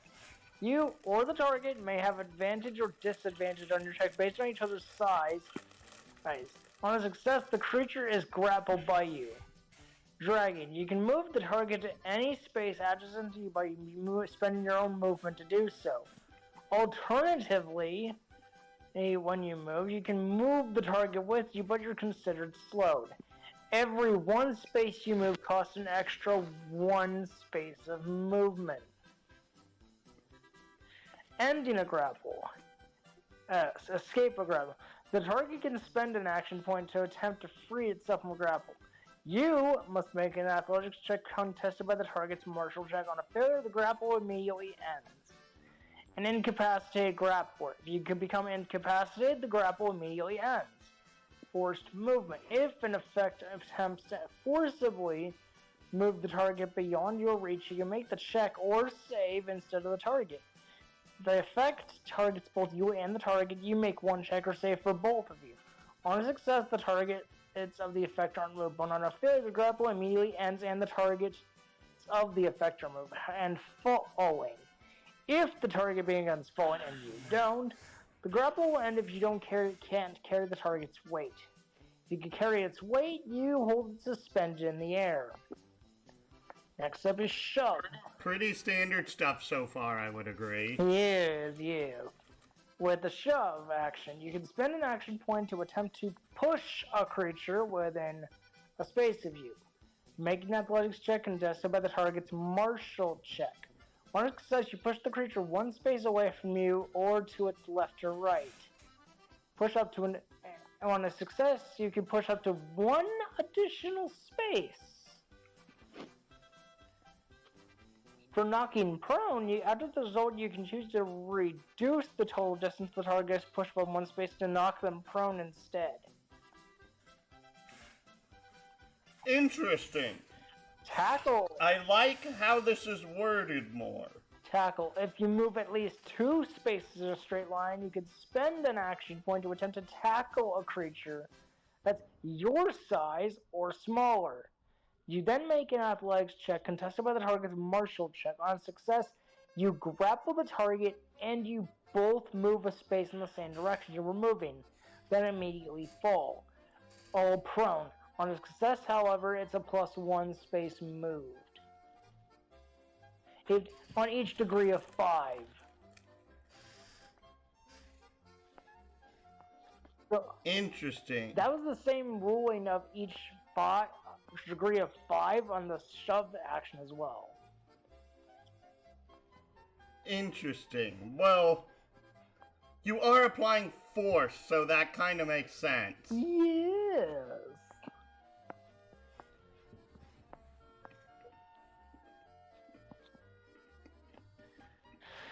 Okay, the defensive actions. Disengage. Spend an action point to impose disadvantage on opportunity attacks made against you until the start of your next turn. Full disengage. When you take the disengage action, you can spend an additional attack of opportunity to become immune to opportunity attacks until the start of your next turn. I actually think that's cool, because it actually disincentivizes just hit and run tactics. Because of that means that, like, unless the rogues get a feature that lets them do this easier, you can't just fully disengage from a target super easily. Next up is the dodge command. You can spend an action point to impose disadvantage on the next attack or grapple made against you before the start of your next turn. However, on a full dodge, when you take the dodge action, you can spend an additional action point to impose disadvantage on all attacks or grapples made against you until the start of your next turn. That's honestly also much better than it is in 5e because of the fact that, in 5e, you have the problem of one dodge action gives you disadvantage for anything to hit you till the start of your next turn. Next up is the hide command. Also, darn it, Pupper, you're licking my foot. Goofy dog. Of course it's Goofy. It's a dog. Right. For hide, you can spend an action point to attempt to hide from one or more creatures that can't see you. Unseen, you make a stealth check against the opposing creature's passive awareness. On a success, you become hidden from creatures whose passive awareness you beat, making you unseen and unheard by them. You remain hidden until you make a noise louder than a whisper, make an attack, cast a spell with a verbal component, or a creature takes the search action and successfully locates you. See hidden creatures on page 56 for more on hiding. That's interesting. When you take the hide action and beat an enemy's passive awareness, you only become hidden from that creature because it can't see or hear you. You're both unseen and unheard. However, if your stealth check beats one enemy's awareness score but not another's, then you're hidden from the first enemy, but you're not hidden from the second enemy. And I appreciate that clarity. Next up, your utility actions. Move. You can spend an action point to move up to your speed and spaces. Default are 5. You choose where to move and can break up your movement by moving before and after taking a different action. You cannot end your turn in a space occupied by another creature. So, for example, a creature with 4 action points can take the move action to move 1 space, then take the attack action, then move a space again, which makes 2 total spaces, take the attack action again, and then move another 2 spaces again. That's a total of 4 spaces.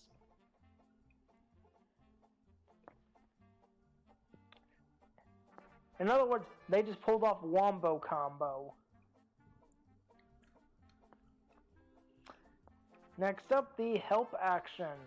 You can spend an action point to grant a creature a d8 help die that lasts until the start of your next turn. Upon granting the help die, you must declare which creature you're helping and the type check you'll be aiding them with, while meeting the following conditions. For the attack check, you declare one target for the attack. You must be within 1 space of the attacker or the target of the attack. While the help die lasts, it can be added to an attack made against the target. For a skill or trade check, you declare a type of skill or trade check. You describe how you're helping them and must do so with skill or trade that you have at least 1 mastery level in. Use the same skill or trade or a different one. The help die can only be used to aid the type of check declared and disappears once it is used. Also, Trees, yeah, I more than understand that concept. He's saying, imagine doing attack on terrain that damages a person whenever they move. Yeah, though I actually don't know if there will be damaging terrain of that type in at least this version of DC20. That might be in, like, later setup, but, like, you have to remember, we're only level 1 or 2 here at the current moment. Next up, the multiple help penalty. Once you take the help action, each time you take the help action again before the end of your turn, your help die decays by a step to a minimum of a d4. These help die only decay when using the help action. Help die granted by other sources such as the sword maneuver decay independently of any help die granted through the help action. For example, a barbarian is about to wrestle an alligator and will need to make an athletics check. Yes, a classic. It's a Tuesday for Florida Man. Florida Man! A ranger with mastering the animal skill can grant the barbarian a help die to add to their athletics check made to wrestle the alligator. DC tip. When taking the help action, the GM may allow the PC to contribute to a skill or trade check by using something other than their own skill or trade mastery. If the PC is a wizard, they may try to use a spell to contribute to another creature's skill or trade check, but only the GM decides that it makes sense to do so.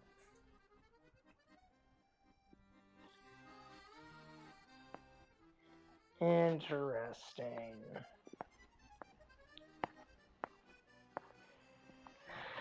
Object.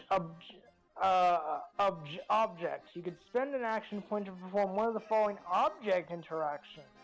Drink a potion or administer a potion to another creature. Attempt to lock or unlock a lock. Make a trickery check to activate or disable a trap or other mechanism.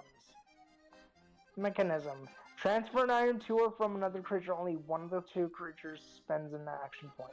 Or throw an item to a location you can see up to 5 spaces away. The spells. You can spend 1 or more AP to cast a spell that you know.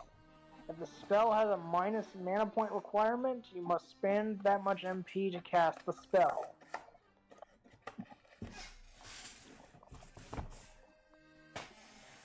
Skill-based actions.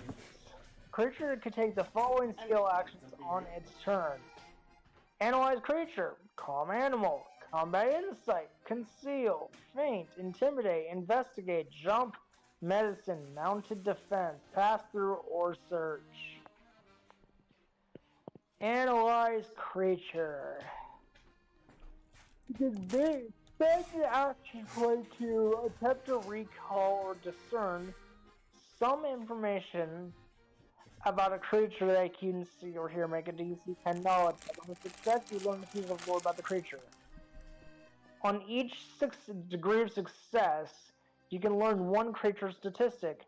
The PD, the MD, the attacks, abilities, resistances, vulnerabilities, immunities, etc. DC tip. There are 5 types of knowledge checks. Arcana for dragons, constructs, and elementals. Well, elementals, fae, giants, monstrosities, or oozes. History for humanoids. Nature for beasts or plants. Occultism for aberrations, fiends, and or undead. And religion for celestials. If a PC has a custom type of knowledge they might think they might help in the situation, they can ask the GM to see their type that use that type of knowledge instead. Interesting. Also, yeah, I get it. Again, possibilities are like very much speculative at this point, Tree, since we aren't that far through it. We're on page 43 of 163. We're like 25% of the way Actually, into we're this. on page 44. Calm. My number thing's weird. Calm animal. You can spend an action point to attempt to beguile a beast that you can see or hear you. Make an animal check, contested by the target's charisma save. On a success, the animal is taunted by you for a minute. Repeat its save or until you target it with a harmful attack. Axe, spell, or other effect. On a success of 1 degree of success, it's also impaired. On 2 degrees of success, it's also charmed. Interesting. Next is combat insight. Spend an action point to attempt to discern the course of actions a creature might take on its next turn. Make an insight check contested by the target's trickery or influence check. Its choice. On a success, you learn the target's emotional state and whether it plans to make an attack, cast a spell, or flee combat during its next turn. On one extra degree of success, you know who the creature is likely to target with a harmful ability. On 2 additional degrees of success, you know which ability the creature plans to use exactly. I love that this is a feature. DC tip. If the target is a PC, its player tells you what the creature plans to do.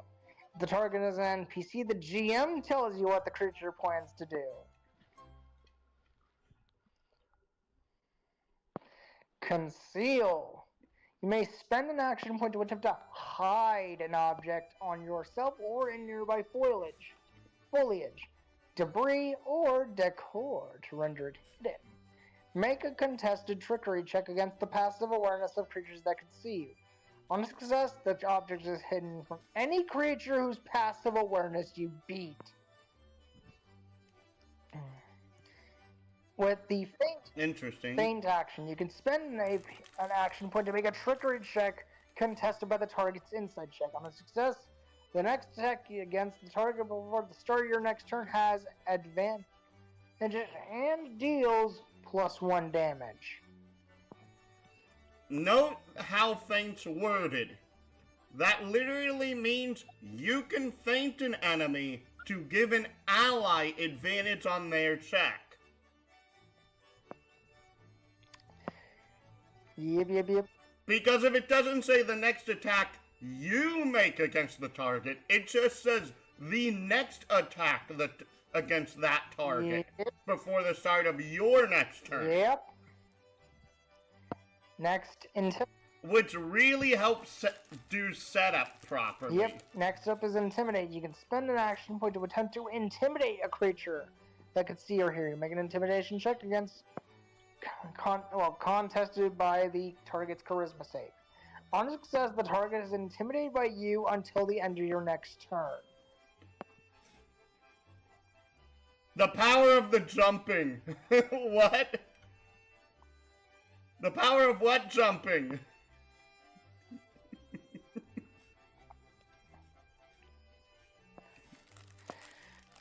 I think Trees has lost part of the plot. I don't even know, honestly. I thought he was like caught up, and then he's talking about stuff that happened a couple minutes ago. Next up, Investigate. Spend an action point to attempt to uncover a concealed object on a creature, a secret compartment, or the intended function of a mechanism. Oh. Sorry, he says it's slang for grouping up on a guy. Oh. Or the intended function of a mechanism within one space you. Concealed objects. You can attempt to uncover any objects concealed on a creature. Make an investigation check against concealed by the target's trickery check. On success, you know the location of any concealed object on the creature. Secret compartment. You can attempt to uncover any secret compartments. Make an investigation check against the discovery DC of any secret compartment. On success, you discover the location of any secret compartments whose discovery DC you beat. Discern mechanism. You can attempt to discern the functionality of a mechanism, the effect of a trap, how to open a secret door, or activate a device. Make an investigation check. On a success, you learn how the mechanism works and the methods to activate and disable it, if any. Why do I get the feeling that'd be useful if you were getting through like a trap kind of puzzle, kind of like akin to the Saw movies? The honest thing is that traps disincentivize players from doing things. So the less a GM uses traps, the more it incentivizes the players to actually do things. So if anything, it makes more sense to have this be for like things that the party is paranoid about, to make sure that it's benign rather than if it's deadly. Yeah, whereas Jigsaw within the Saw movies made sure that these traps were elaborate and deadly. I get that, but I'm more just saying it from the concept of, as a GM, you don't want to put your players in like a hole filled with trap situation.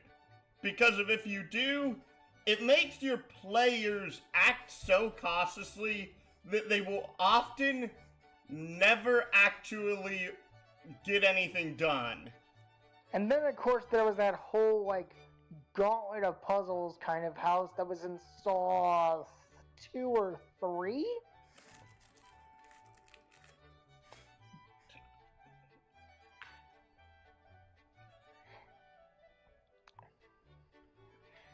Yeah, trust me, the puzzles in the Saw movies get kinda effed up. Please, let's not keep on the same subject. Right, sorry. Anyways, jump. You can spend an action point to attempt to increase the distance you can cover one jump and make a DC10 martial check. On a long jump success, you can move an additional space as part of your long jump. On each degree of success, you move one additional space. High jump, you can move an additional 1 foot. As part of your high jump, on each degree of success, that's plus 1 foot. Medicine. You can spend an action point to touch a creature and tend to its wounds. Make a DC-10 medicine check. On success, you stop its bleeding or stabilize. Is it your choice? On each degree of success, the target gains a plus 1 temporary HP. Mount. The interesting thing is that actually means you can make more than one medicine check on more than one ally per turn based off of the rule set here. Mounted defense. Spend an action point to maneuver a mount you're riding to avoid danger. Make a DC-10 animal check. On success, the mount's PD increases by 2 until the start of your next turn. On each degree of success on 1 degree of success, it's plus 2 PD. On 2 degrees of success, that's plus 4 PD. So a total of 6. Yes. Pass through. You can spend an action point to attempt to move through a space occupied by a hostile creature that's within 1 size of you. Make a contested martial check against the target. On success, you can move through the creature's space as if it were difficult terrain, slowed while moving through the area. On success, of 5 or more, you can move through the creature's space without it counting as difficult terrain. Finally, the search action. Spend an action point to attempt to locate 1 or more hidden creatures and concealed objects within your line of sight. Hidden creatures. You attempt to locate any hidden creatures in the area. Make an awareness check against the stealth check of any hidden creatures. On success, you know the location of any hidden creatures whose stealth check you beat until the end of your turn. Knowing a creature's location does not grant you the ability to see it. Hidden object. You attempt to locate any hidden object in the area. Make an awareness check against the DC to discover any concealed objects such as traps, secret doors, or hidden items. On success, you discover the location of any hidden object whose discovery DC you beat. DC tip: without obstruction, a PC's line of sight could reach the horizon. You might ask your PC to make their awareness check with disadvantage to detect a creature that's far away, such as beyond 10 spaces.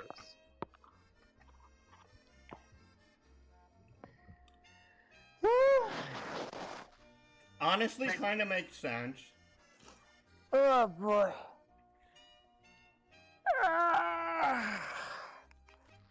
Also, we have a very detailed section on held actions. Oh boy. Which honestly looks pretty well thought out.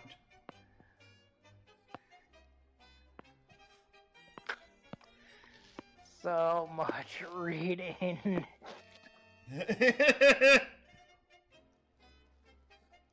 You have reactions. A creature can't take reactions on their own turn unless the reaction allows them to do so in response to another creature's reaction. Reactions are not affected by the multiple check penalty. Creature can take a reaction on another creature's turn provided it meets the requisites to do so. Requirements to take a reaction are listed in the reactions prerequisite and trigger statement. You can only take 1 reaction per trigger. A prerequisite states the feature, martial feature, required to access the reaction. It triggers. Oh my goodness, if the reaction has a resource cost, creature must spend those resources to take the reaction. Reactions give a creature an opportunity to spend action points during another creature's turn. Creature spends action points, and then they'll have less action points to spend on their next turn. Any action points spent are not regained until the end of the creature's turn. creature can spend action points to take multiple reactions provided they meet all the conditions and can spend enough resources to do so. DC tip: if you somehow manage to spend all 4 of your AP before your turn, then you'd be at 0 AP at the start of your next turn. You wouldn't be able to do anything, so your turn would immediately end and would get you 4 AP back. Exactly like I stated earlier.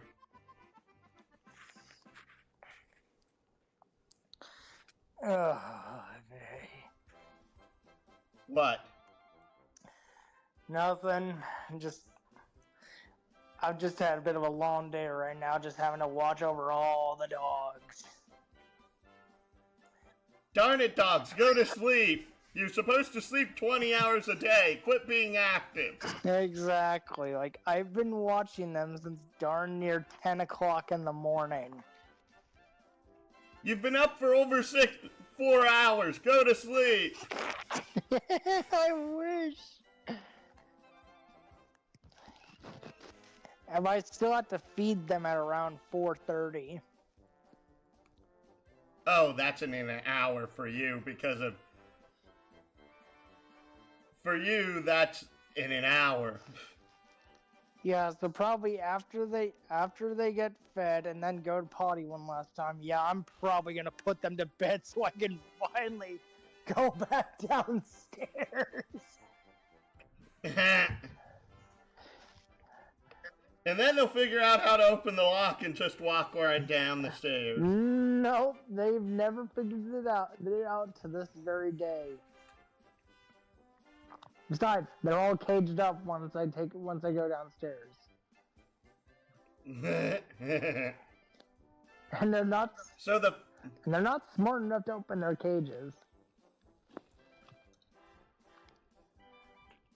Fair. Hey, and the first type that's obvious is opportunity attacks. The interesting thing is that a spellcaster, based off of what this is saying, cannot do an attack of opportunity.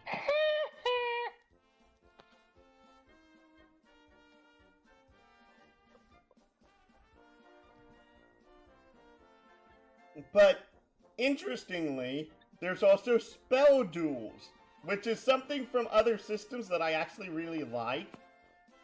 Though I'm sure that you will be very, very irritated by them. Why?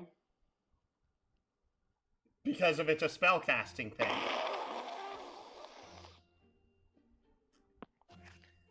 I didn't mean to scare you, baby girl. I didn't mean to.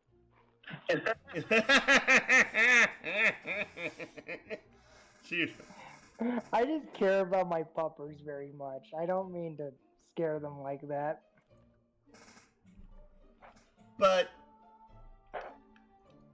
okay. The interesting thing is that a spell duel, note that there's no counter spell or dispel magic in this system, if I remember right. Spell duels is... So Big D Wizard 69 can't do his shenanigans of spell magic. No, this is all done via spell duels. And a spell duel takes 2 action points, is a reaction. And 1 or more MP.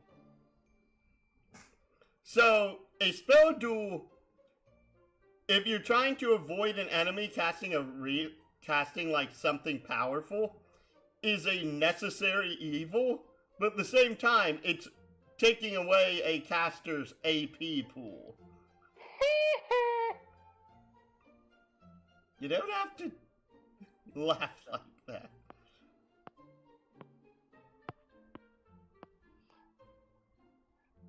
Sorry, I really love it when casters get nerfed into the ground as a result of something they have to do. This isn't being nerfed into the ground, but it is a separate mechanic that they have to be aware of. The interesting thing is that... Okay. the weird thing here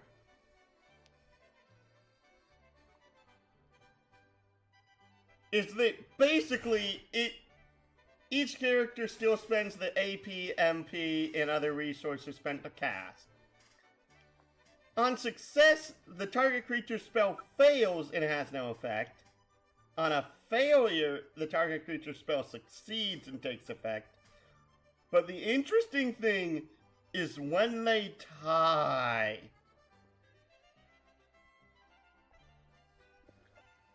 Do you see what the result is of when they tie? Okay, let's see what we got. The target creature's spell fails but has no effect and you each... Oh no! Wild Magic Surge! But this is also a much smaller wild magic table.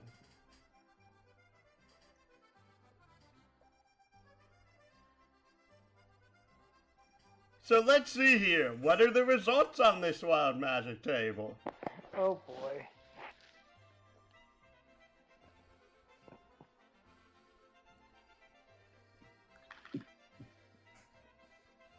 One, you turn into a small creature with the stats of a sheep.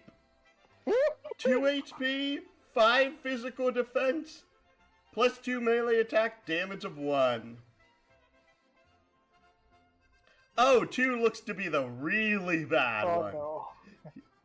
You explode with a magical blast wave. You take true damage equal to your prime modifier, and creatures within 5 spaces must succeed a physical save against your save DC or take the same amount of damage. Basically meaning every person within 5 squares of you must make a physical save or take 3 damage. Oh boy. 3, you're stunned. Not bad. 4, you feel lethargic and lose a number of rest points equal to your prime modifier and have disadvantage on all checks. Oh.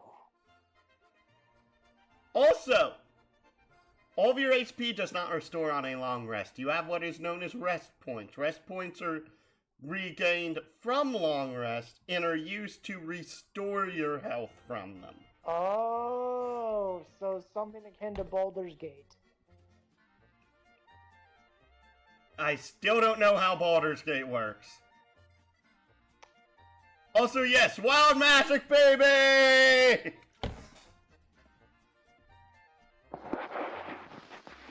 Five, a strong gravitational pull originates from you.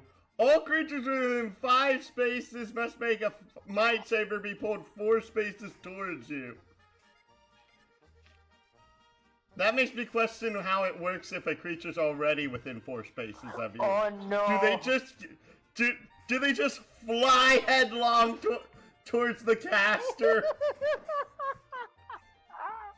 Okay, that would actually be pretty funny. Honestly, I would love that. 6.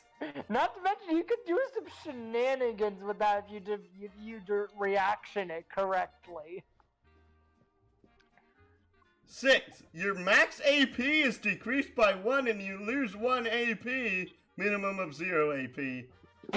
Wait, what? Okay, that...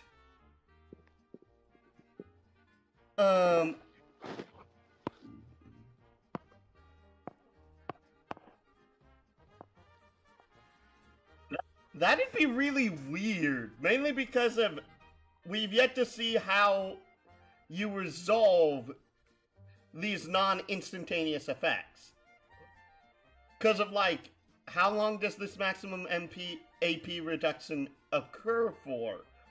Because if it's for more than the combat, that can have serious implications. My guess is it restores at the end of a long rest. Is my guess. 7, you are blinded and deafened. Oh. 8, oh no, this sounds miserable. All living creatures are invisible to you.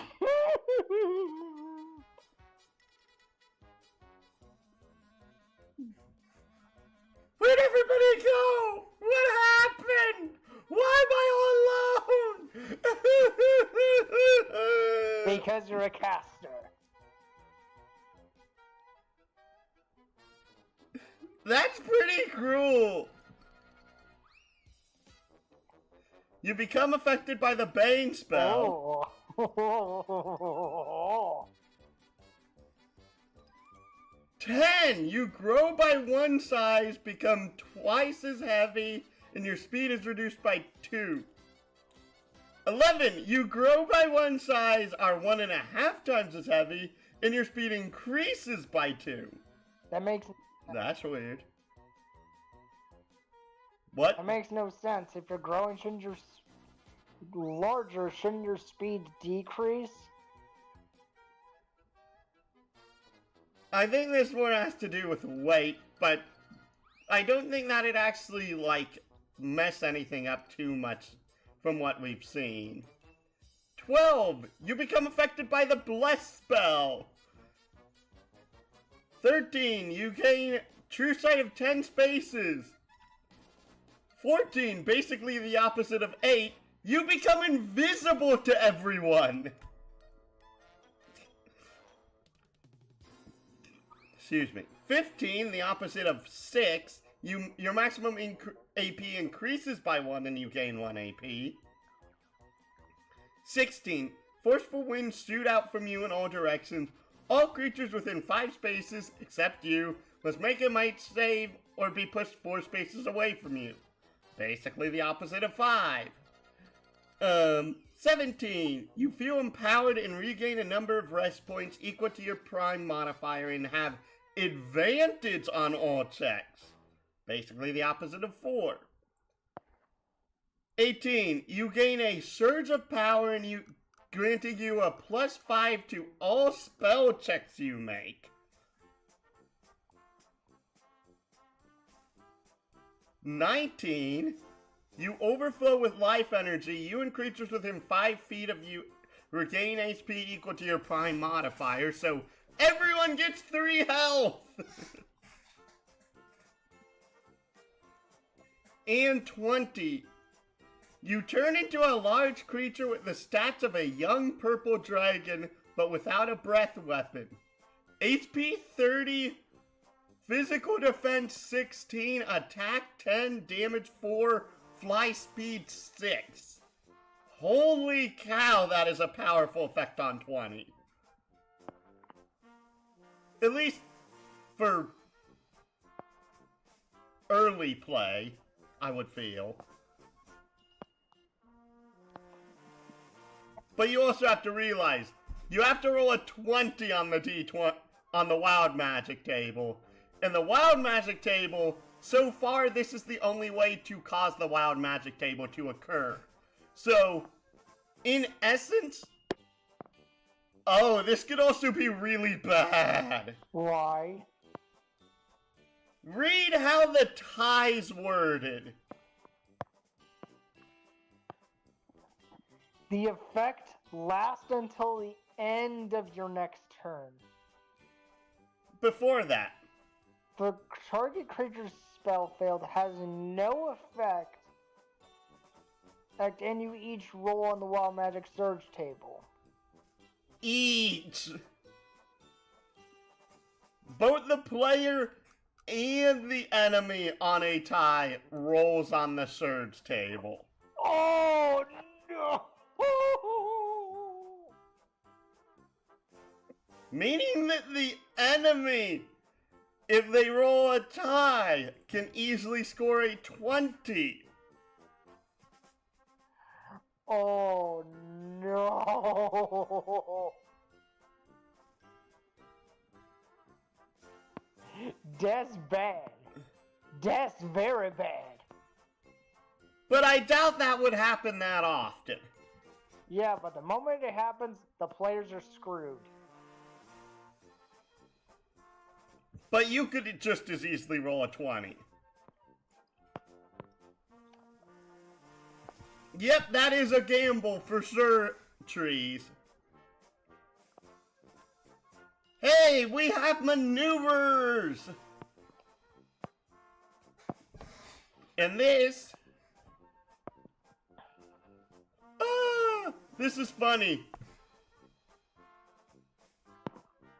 Say hello to all the stuff the marshals get at first level. Wait, what? You get a number of these at first level that you can choose at will. Oh! Oh! Oh, that is, oh yes. Yes.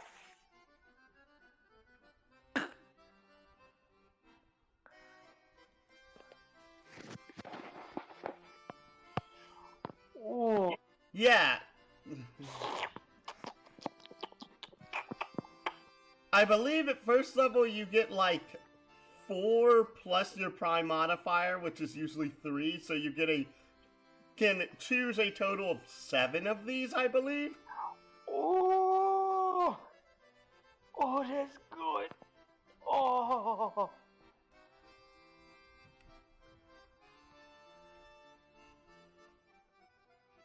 So, how about you go through some of these?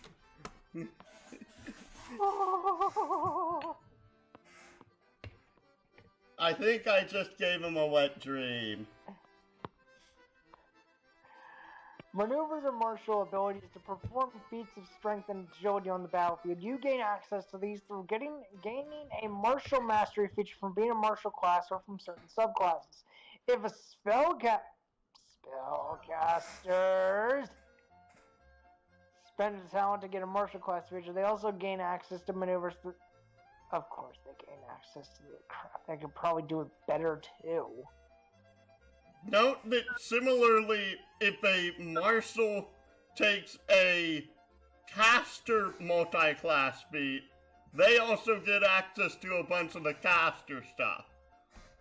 He can spend the action points to perform one or multiple maneuvers, which allow characters with PCs with martial mastery to enhance their offensive and defensive abilities in combat. You use the same maneuver multiple times unless it's stated otherwise. There are several types of maneuvers, but attack, save, grapple, defense. Attack, basically attack maneuvers modify your martial attacks with additional weapon damage, range, or targets. Save maneuvers modify your martial attacks with additional effects that impose debilitating conditions. And grapple maneuvers modify your grapple tricks with additional slams, pins, throws, and other effects. Oh yes, Zangief the Grappler. I knew you would like that. Zangief is here! Time to get serious!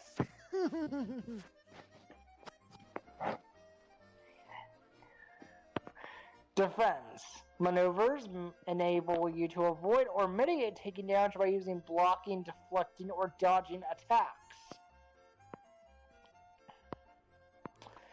Let's here. Multiple maneuvers. You can't perform the same maneuver more than once. Their attack, check, or trigger unless otherwise stated. Maneuver damage. If a maneuver deals damage, it deals the same type of damage as the weapon or unarmed strike you are used to perform the maneuver, unless stated otherwise. Save effects.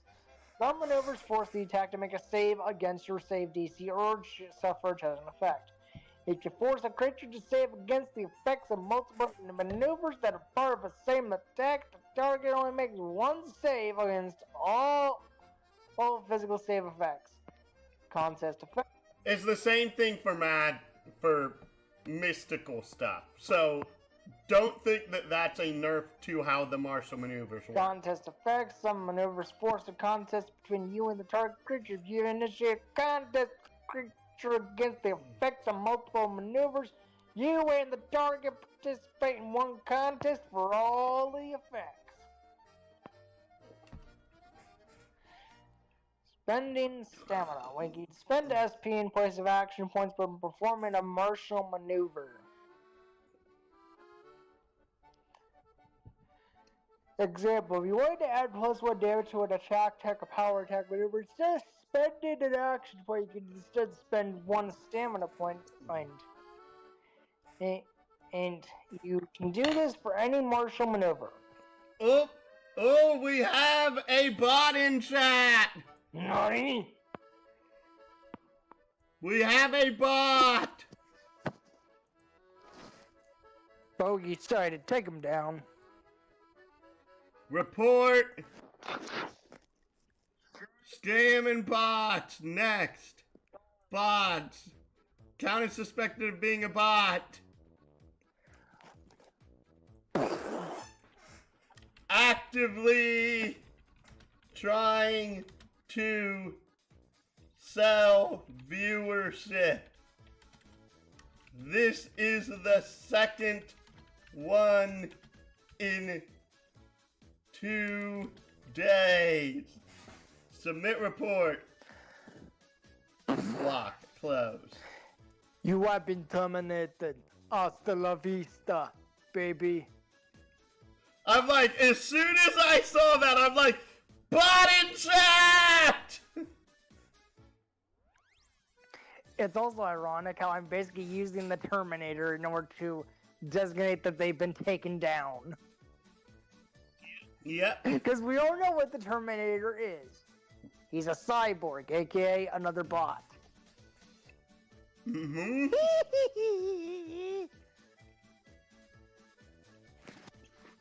Anyways, attack maneuvers. When you make a martial attack, you spend additional AP to perform an attack maneuver as part of the attack. You must choose to do so before you make the attack check. You can spend 4 AP action points on a martial attack against an enemy creature. 1 attack point to take the attack action, make 1 attack check. 1 action point to use the power attack for +1 damage. 1 action point to use extend attack, increase the melee range by 1. And 1 action point to use sweep attack to target a second creature next to the first. Only takes 1 damage on a hit. DC tip. Don't forget that anyone can spend an additional 1 action point to gain advantage on their attack check.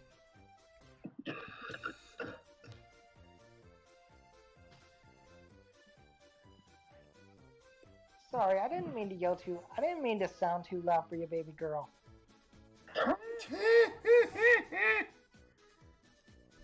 Ay, ay, ay. What? I care about my puppers. There you go. There you go. I'll make it up to you by petting you. There you go. Most humans do. There you go, baby girl. I can't because I'm too allergic to them. Fair enough. So there's a good girl. Nice and easy. Who's my little princess? Who's your little girl? Good girl. I'm going to quickly go and brush my teeth. Okay. Ow, ow, ow. Your legs? I think it's his legs.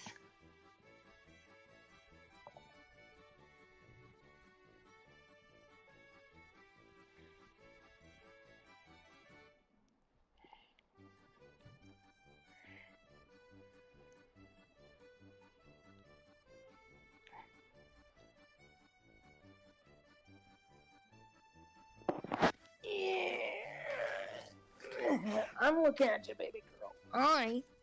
Hi. Hi, ladies. Hi. Hi, baby girl. Oh, who's a good girl? Who's the good baby? Oh.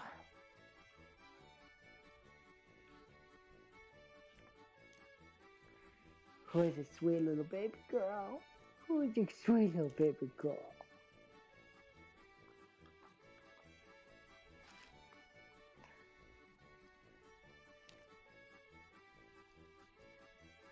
Hi, baby. Hi. Hi.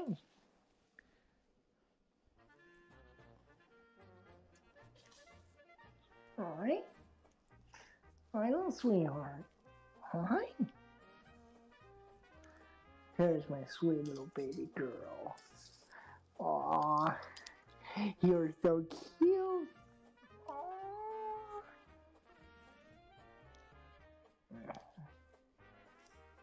There you go. Nice and nice and pretty.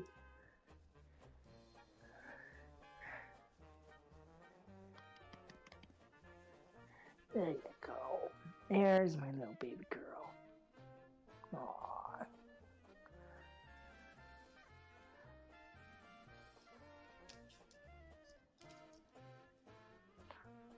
Whoop whoop. Aww.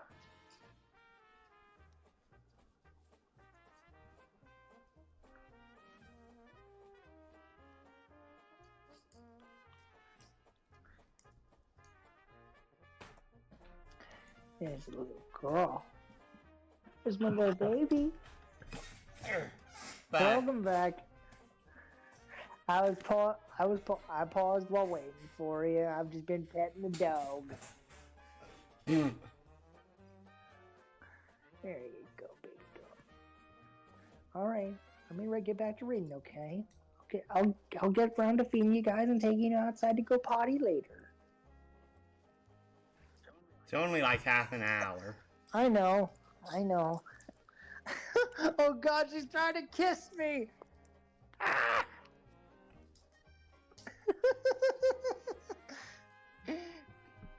Silly goof.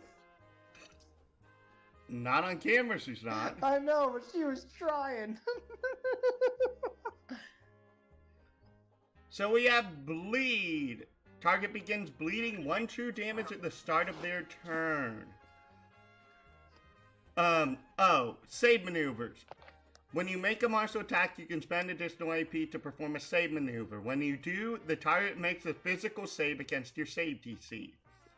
On a failure, the target suffers the effects of your maneuver. Honestly, that actually makes a lot of these really good because of, for example, bleed stacks. Oh. Remember, this is a low HP system. So if you stack bleed stacks onto an enemy,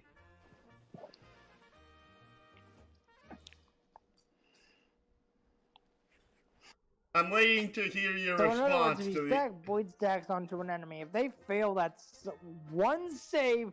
That's a whole lot of bleed. Well, if they fail multiple saves, because if you can only add 1 stack of bleed per attack, is the thing. Oh, right.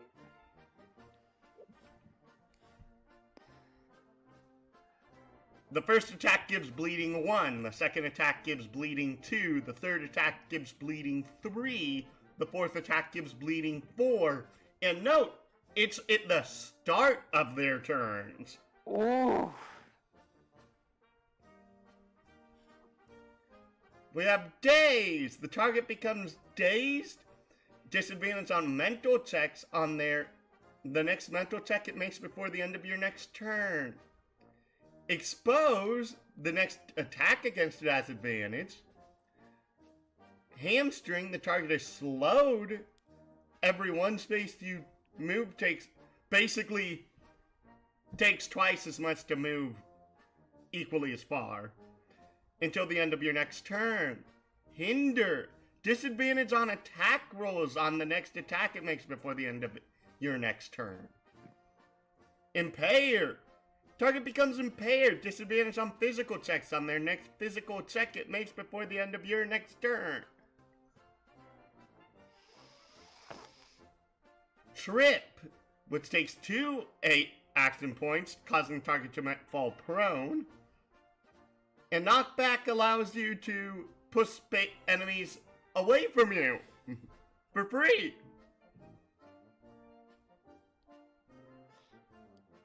Knockback says 1 action point. Yes, I said trip takes 2.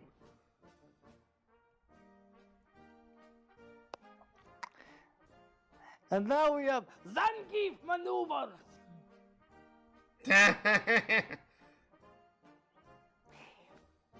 Look at this body of iron.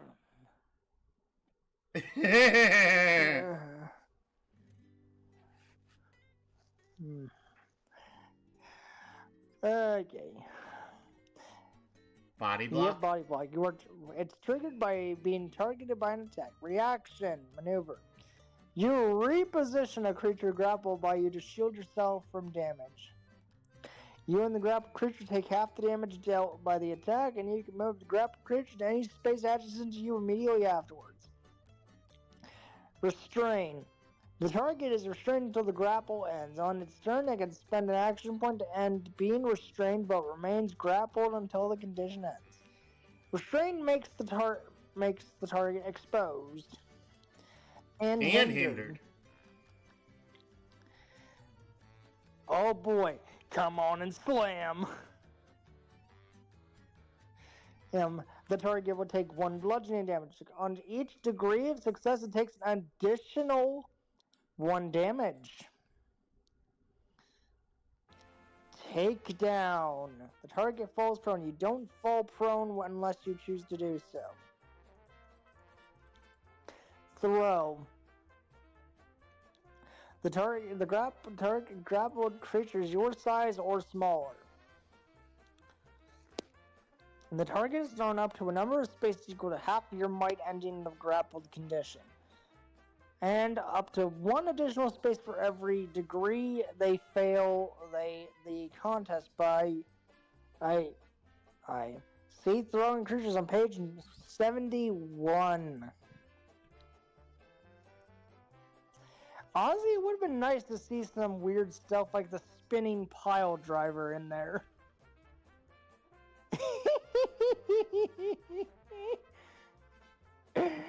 Well, we're not even to the point that'd actually probably be in here. Because we still have because if anything, that might be under, like, if there was, like, a brawler class in here, I would probably say it'd be under something like that. Even but we though don't have Zangief that. is the archetype of a grappler in the Street Fighter games. Do I care about the difference between grappler versus brawler? Marissa is a brawler. Zangief is a grappler. I don't know who Marissa is. She is a 6 feet 8 inch tall buff lady in Street Fighter 6. And her entire fighting style is based off of gladiators, basically. With a fighting style known as Pankration.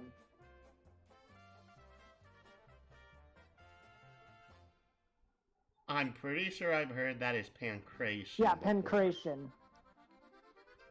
Thank you. I'm like, what? What was the word you just tried to use?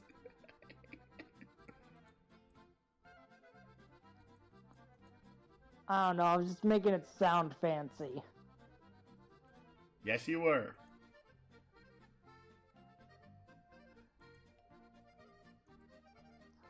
Yes, you were. Definitely. You were trying.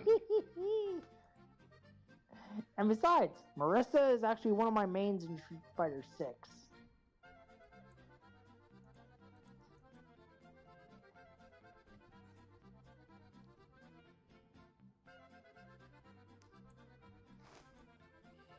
Fair. Wow, martial skip maneuvers and techniques. W. Yes, indeed. Wait, what? We aren't to page 52 yet. Yes, we are on page 51. Parry. Trigger. When a creature you see with... most defensive maneuvers are reactions.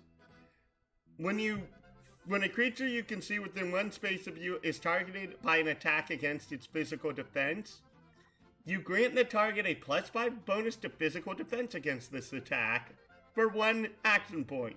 Remember, you can use stamina for these. Ooh. You can use stamina for all of these. Remember that. Ooh.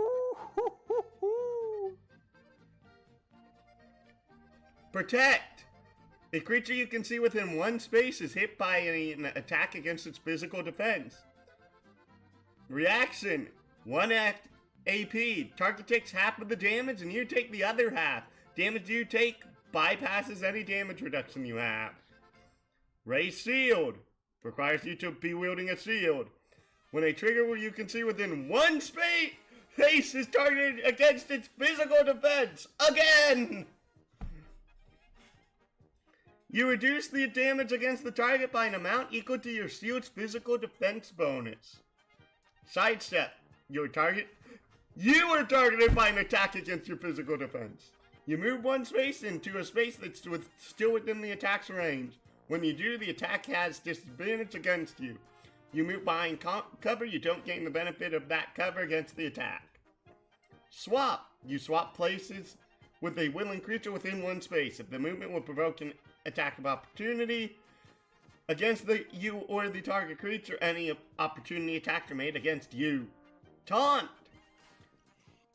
Still one action point. Choose an enemy creature that can see or hear you within 5 spaces. Make an attack check, influence check, or intimidation check tested with the target's mental save. Success, the target is taunted, disadvantage on attack rolls against creatures other than you, by you on their next attack. Full taunt. You can spend 1 additional AP to have the taunted condition last until the end of your next turn.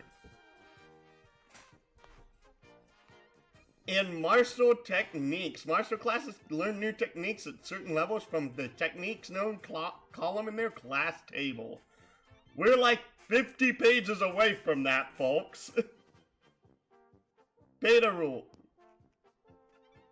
There's only one technique list that all martial and hybrid classes have access to. There's potential to change this to be class-specific lists or group lists like how spell lists work, or they might just stay the same.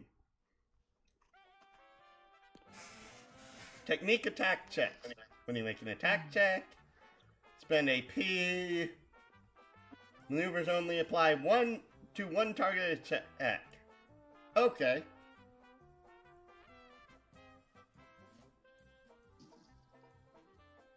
Technique enhancements. Technique enhancements allow a martial to increase the potency of their techniques by spending additional stamina points on the technique.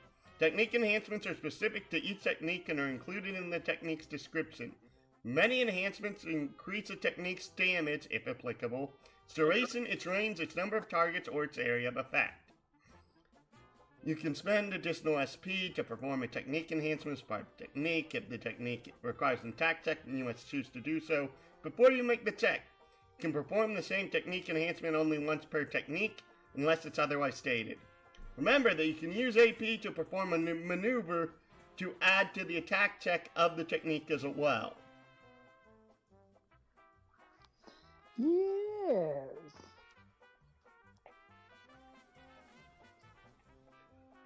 So then, want to go ahead and state more of your love of martial? Do it! Do it! All do the techniques. Forbidden! Pupper, you were killing the move. Now you're just trying to lick my hand.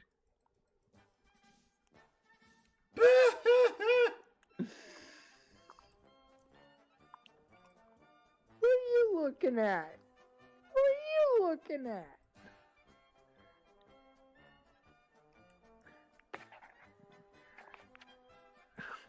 Trying to stretch while you're trying to get to me, huh? And back to licking my hand. Silly girl. She's a silly goober.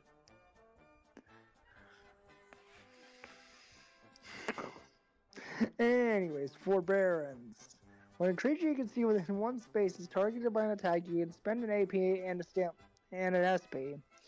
As a reaction to become the new target of the check and choose to switch places with the original target if it's willing. If the check is accompanied by a save, as with the dynamics attack save, you make the save instead of the original target. Steadfast forbearance. If multiple creatures within one space, you have to switch places if you choose to do so. Are targeted by the same check, you can attempt to protect them as well. You can spend a stamina point per additional target, become the new target of the check as well. You can take the collective damage of all protected S creatures against the check. Immense defense. You can spend 2 stamina points to gain resistance against all damage taken using this technique. That is big. That is like, because that's all damage. Yes, but still bear in mind that you are still taking the damage of the original target. Right. But yeah, I would definitely say that that can be useful. Especially if you're as bulky and tanky as a guy like Zangief.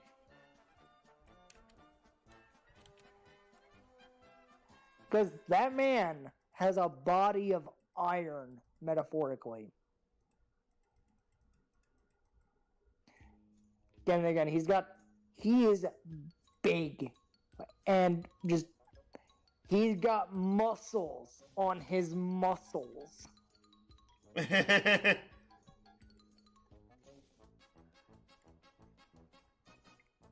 Like, just from flexing his muscles, he can break armbands.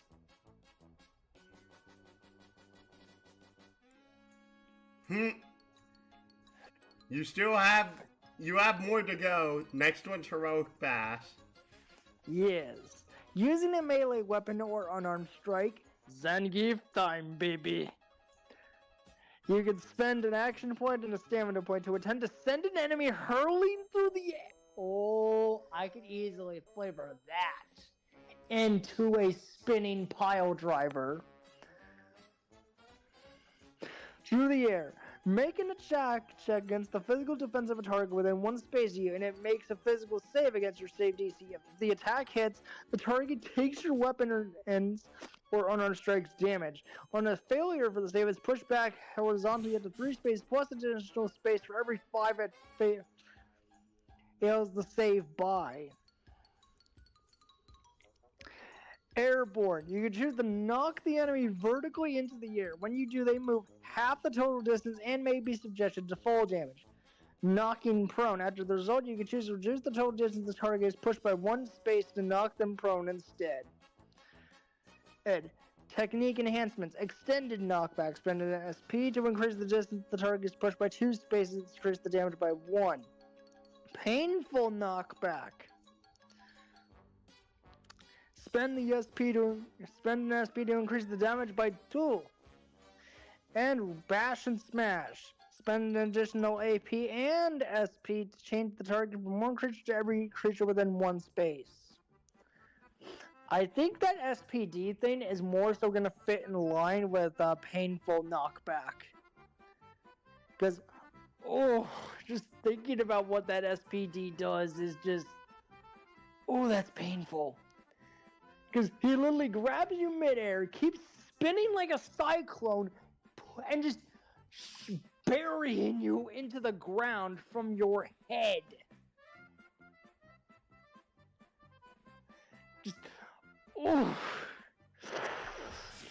Honestly, the other thing is that notice how Bash and Smash is worded. Sure, it takes you 2 action points and 2 stamina points to do, but that's every creature within 5 feet, within 1 space, taking that damage. That smells like a glorified borscht dynamite. Don't know what that means, but okay. That is a I think that's gonna basically make it into like a really weird, or like super version of a Russian suplex or something. Fair. You have like 7 more. I know, I'm just getting into it like I'm Zangief. Try to crush them between sparrow egg between thighs. Why would you crush sparrow eggs in that fashion? I don't know. Like, that's not very impressive, I don't think. I know, it's weird. basically, I think it's to exemplify how easy a person they can get crushed. That's what he means, I think.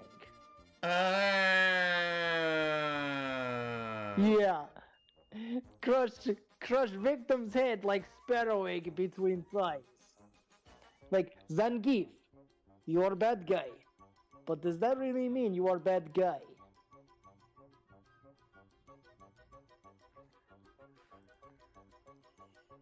Fair. Heroic leap. Using a melee weapon or an unarmed strike, you can spend an action point and a stamina point to perform an exceptional leap and assault a creature. You gain up to your speed and spaces, and increase your jump distance by 1 on the next long or vertical jump you make. You leap into the air.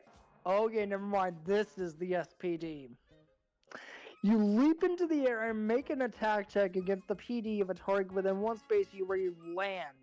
And it makes a physical save against your save DC. Attack hit, the target takes your weapon or unarmed strike damage, and on a save failure, falls prone.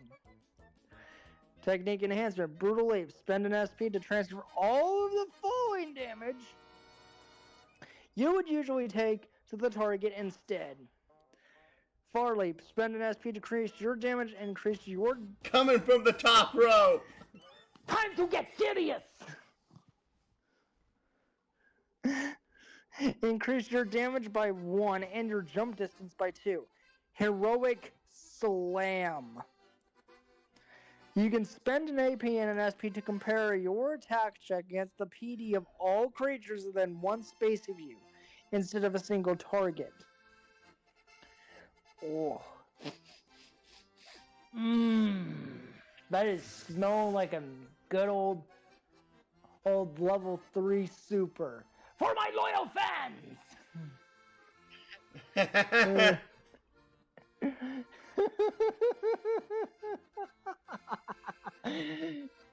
You're probably wondering why Zangief says such crazy things like that, right?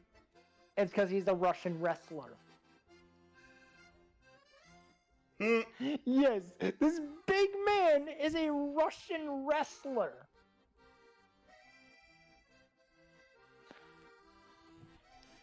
Yep, I'm not surprised. Heroic Parry. Trigger. A creature you can see within 1 space, including yourself, is targeted by an attack against its PD. Reaction. Spend an AP and an SP to grant the target a +5 bonus to its PD until the start of its next turn. The technique enhancement. Heroic Disengage. You can spend an SP to allow the target to disengage after the attack and move up to half its speed.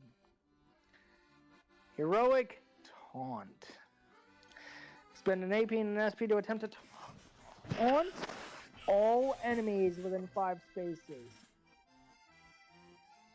Make an attack check or intimidation check, your choice, contested by each target's mental save. Contest success, each trigger you beat is taunted. Disadvantage on attack and spell check against creatures of you by you until the end of your next turn. Technique enhancements. Legendary Taunt. Spend 2 stamina points to have any damage dealt by enemies taunted by this technique to be halved by creatures other than you.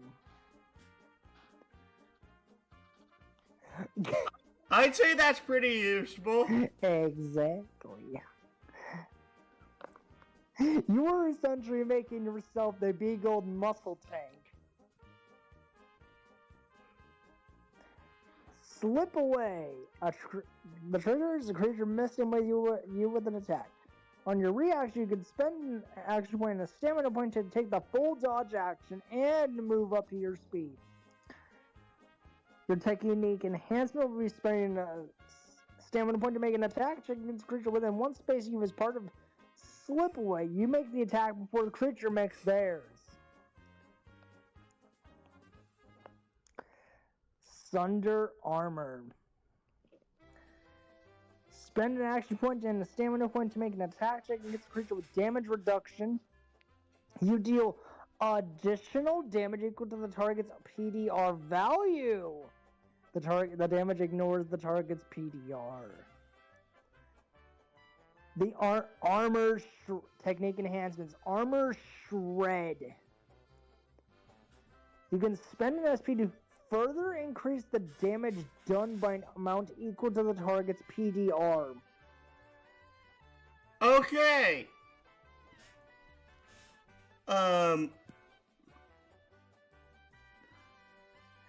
Boy, that's just crazy. Okay, this one technique against enemies with high PDR really Put in the just work. Yes.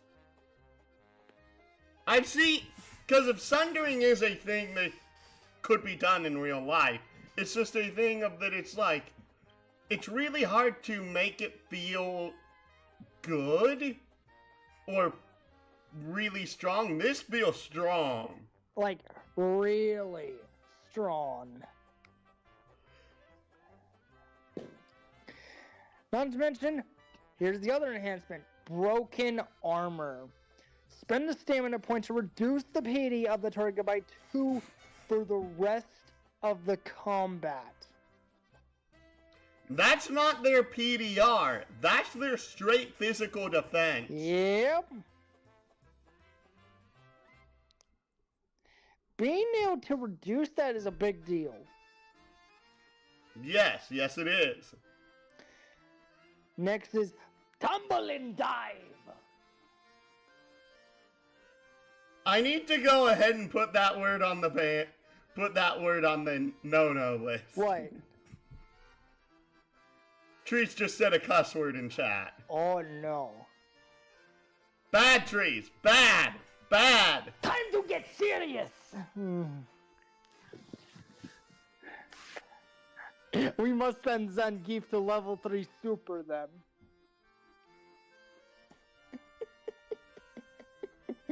Or at the very least a level 1 super. You know what you did, Trees. It's time for the iron catapult.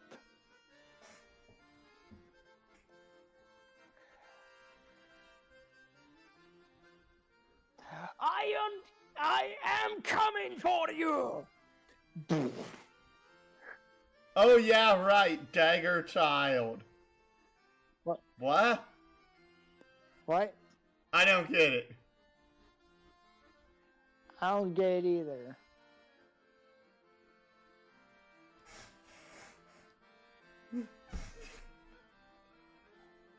Tumble and dive. The trigger is just being the target of an attack. Spend 2 action points and a stamina point to move up to your speed and avoid the attack entirely as long as you and your movement outside the range are your movement outside the range or behind full cover of the attack. This movement provokes attack of opportunity attacks as normal. Heroic dive. Spending 2 additional stamina points to bring a rolling creature within 1 space along with you as part of tumble and dive. They move the same amount of spaces as you and must also end their movement within 1 space of you. Interesting. He was referencing Murtog. Oh. Oh, the dagger. Oh, right, dagger shot. Yes. Yes. I don't... Murtog.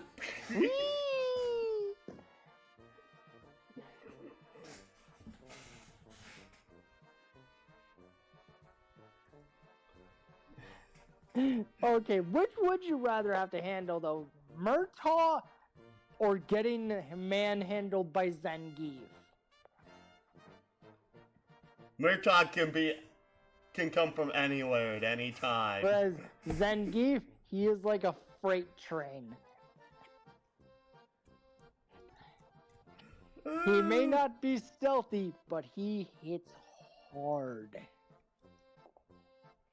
And 2 more, Volley and Whirlwind. Volley. Requires you to have a ranged weapon.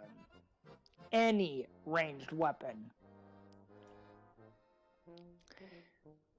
Spend 2 action points and a stamina point to launch a volley of projectiles. Choose a point within your weapon's range. Make a single attack check and compare it against the physical defense of all creatures of your choice within one space of the chosen point. On an attack hit, you deal 2 damage of the weapon's type to each creature. Technique enhancements. In parrying volleys, spend additional stamina points to call. You can spend 1 SP for each creature within the area to make a physical save against your safety. On a failure, it's impaired until the end of your next turn. With a blanket of arrows, you can spend an SP to increase the area to 3 spaces from the chosen point. That's a big area. And then there's line of arrows. Spend an SP to target each creature, occupying a space in a line between you and the chosen point. Oh. That's big. That's very big.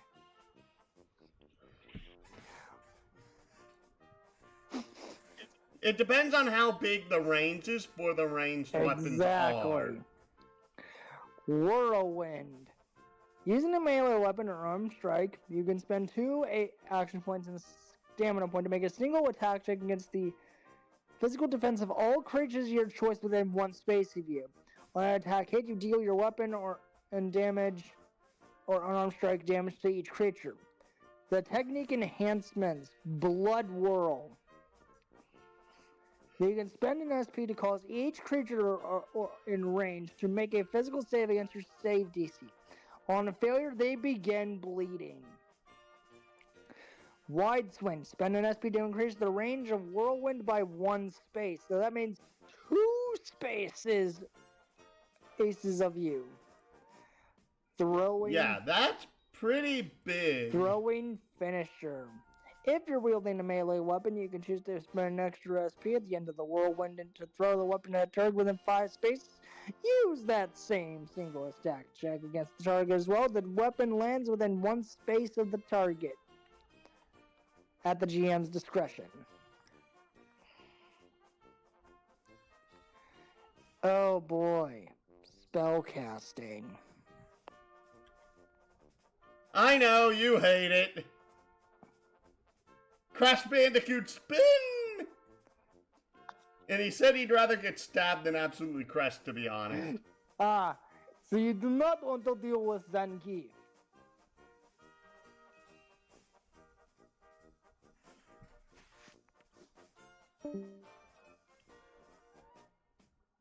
Ah! What happened?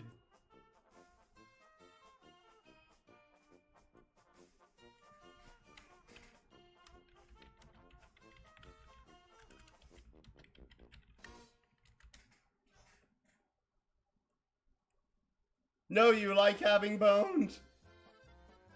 Fair. Too bad, you're going to become a news.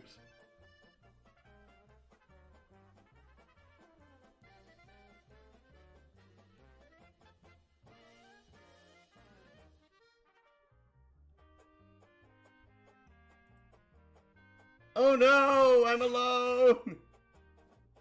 I think he's just taking the dogs out or whatever. Caster classes know a number of spells are shown. Well, we won't get there for a while. Casters increase their spells known as they gain levels and through certain features, subclass features, talents, or ancestry traits. A wizard can learn any spell from the arcane list. However, sorcerers choose one of the 3 spell lists to learn theirs from. Alternatively, warlocks can learn any spell from any list, but they are restricted to only being able to choose from 4 spell schools. Interesting. There are 3 spell lists: arcane, divine, and primal. A spell list represents the domains accessible to a caster using a certain source. The arcane spell list includes all manner of spells that can be cast using Arcane. The same is true of other spell lists. The Divine list includes spells that can be cast using Divine. And the Primal list includes spells that can be cast using Primal. Oh, that's an understatement, Trees. Remember, this is version 0.8.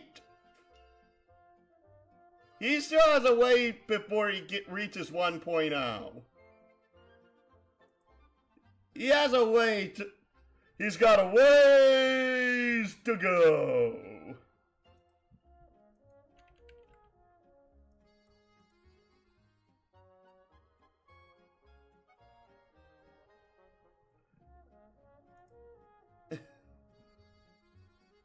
Arcane, all chaotic sources.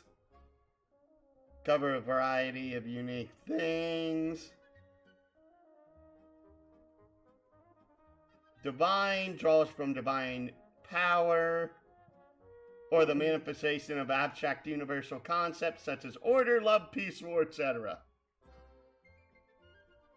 Primal draws from the physical embodiment of the universe, the land, air, rivers, and fires, and the natural creatures that abide within it.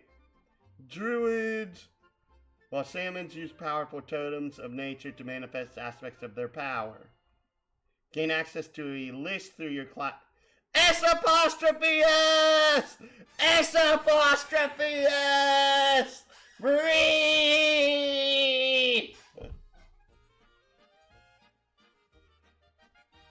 Sorry, I always get mad whenever I see that. I was taught that you never use S''.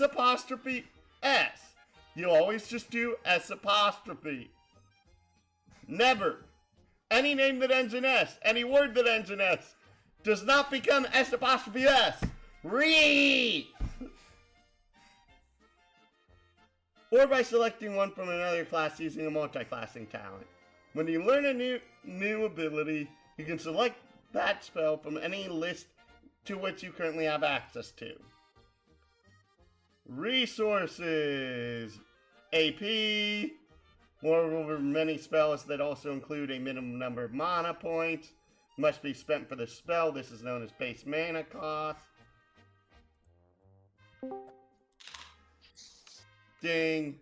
Yep, I hear you.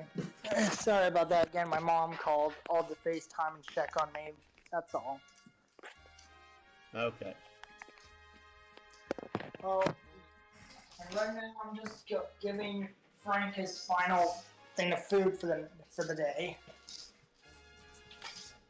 Here's your final piece of food. Oh. Eat it well. Okay.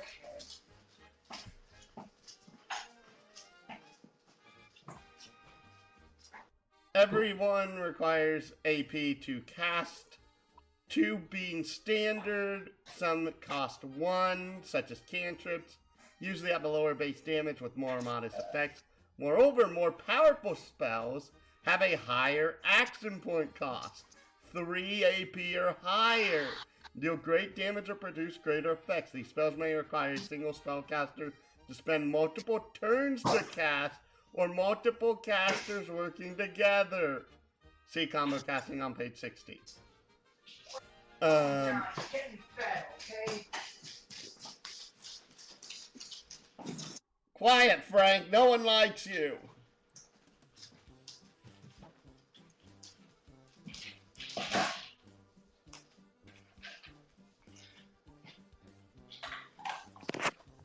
Okay, there we go. He's gonna be quiet now that he's got his food. Here.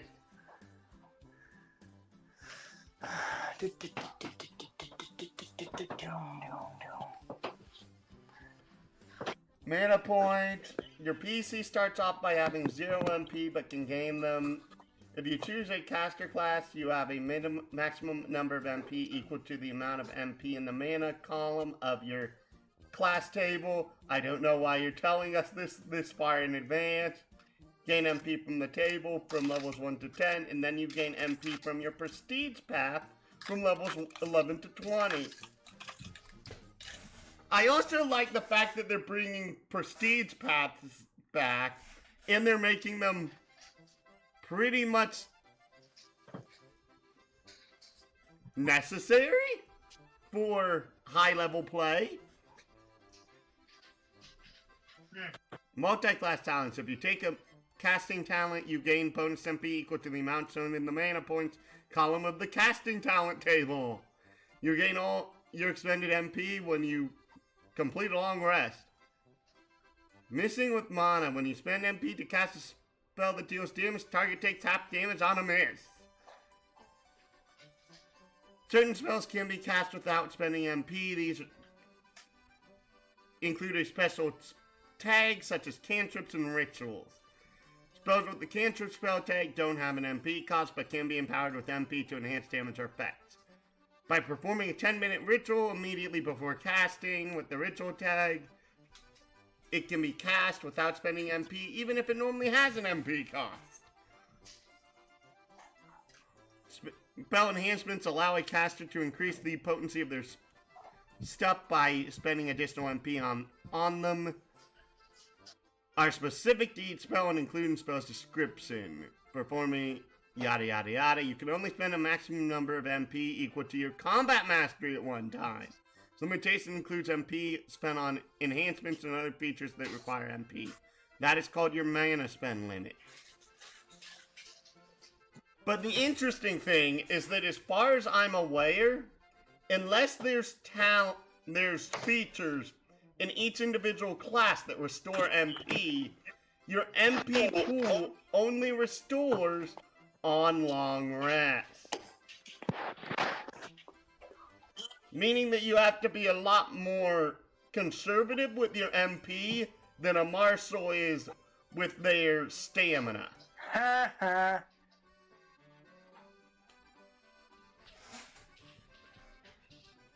MP effects, usually coming from class features that cost MP and are very similar to what types of effects a spell could have. You can use MP effects such as the Druid's Nature Veil in place of a spell for the purposes of a spell duel or combo cast. Okay, what page is this? We're now heading to page 57.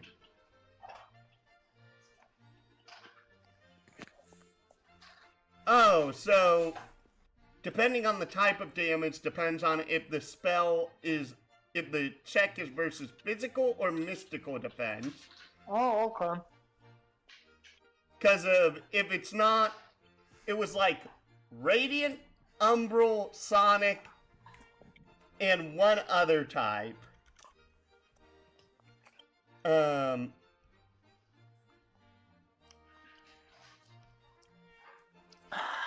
Radiant, Umbral, Sonic, or Psychic. There's oddly no force damage in this. Force damage is apparently true damage. Psychic, Radiant, Sonic, and Umbral are mystical defense, but everything else is physical. Sonic more so sounds like force. Sonic is just sound damage. Oh, okay. Sonic is basically thunder in current 5e. Oh,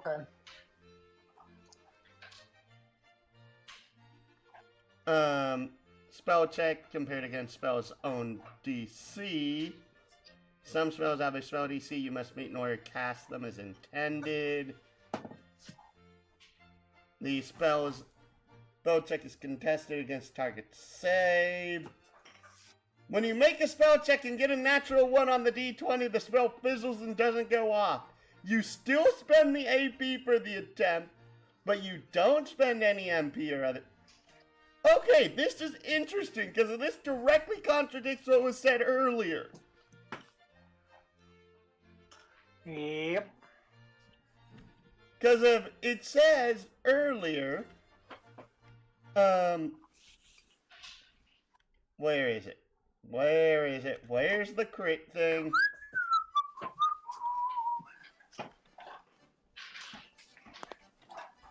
Making a skill check. saves, dynamics. Excuse me?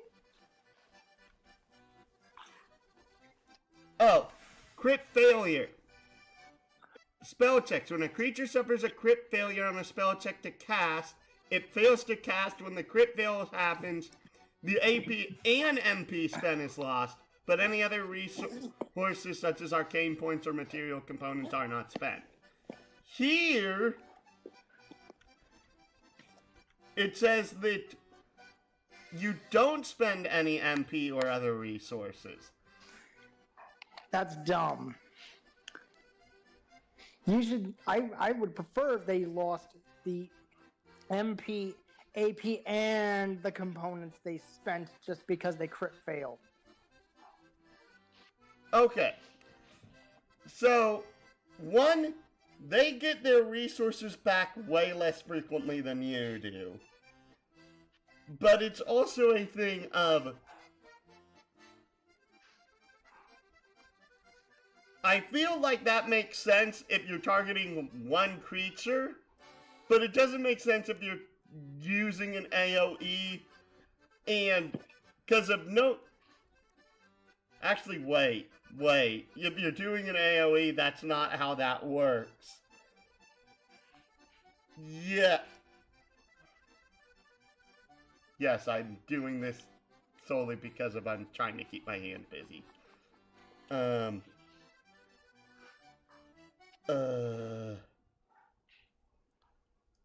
Because for an AoE, you have to make both the spell attack and the enemies must make their saving throws.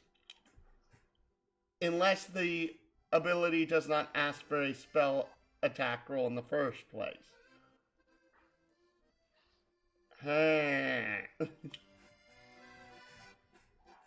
Yes.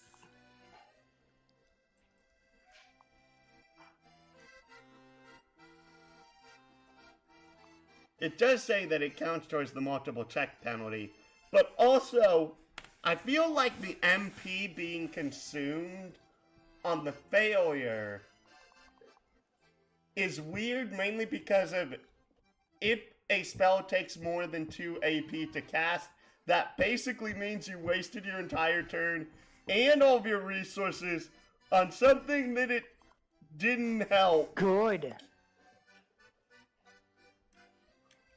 Suffer for your failures. Don't you mean suffer for your success? Wait, what do you mean? They're suffering because of previous success, not because of their current failures.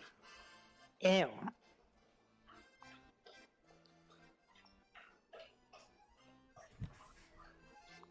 At least that's how I think of it based off of what you just said.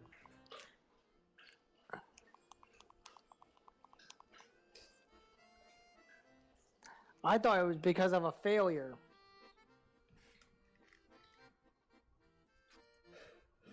That's it. Oh, yeah.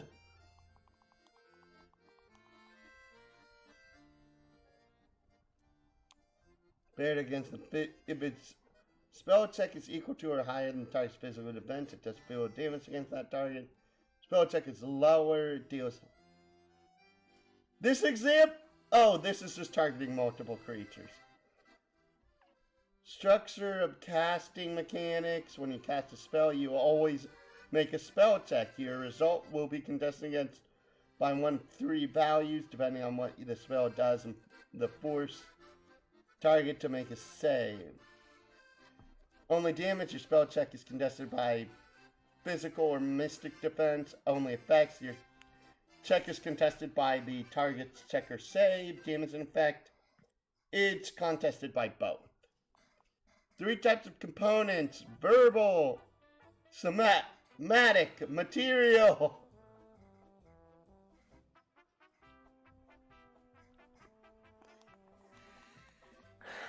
What do you want, Frank? And this is all standard stuff. Duration, instant continuous concentration. Target's range, Oh, they have different definitions for areas of effect! Eee! Oh no. Sorry, I'm doing this because of the fact that, okay, like, I'm surprised half of these don't already exist because of, oy vey, they don't have a freaking arc definition. They don't have a definition between a cube and a sphere in 5e. They don't have a definition of an arc.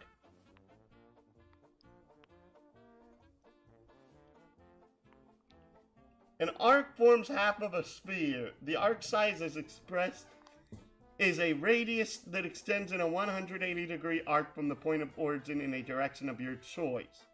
An arc's point of origin isn't included in the arc's area of effect. That will probably need to be more elaborated on later. An aura extends from an object, creature, location, fixed distance in all location, but not through full cover. Unless otherwise stated, the object's creature or location is subject to the aura's effect. We know what a cone is. The cube size and express length of each side. The cube's point of origin is not included in the cube's area of effect.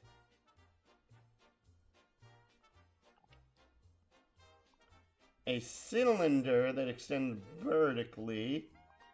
Cylinder, lines, spheres. Categorization. Okay, this is completely different. Also, I like this better because if I straight up cannot stand the definition of abjuration in 5e. Abjuration is such a weird freaking category.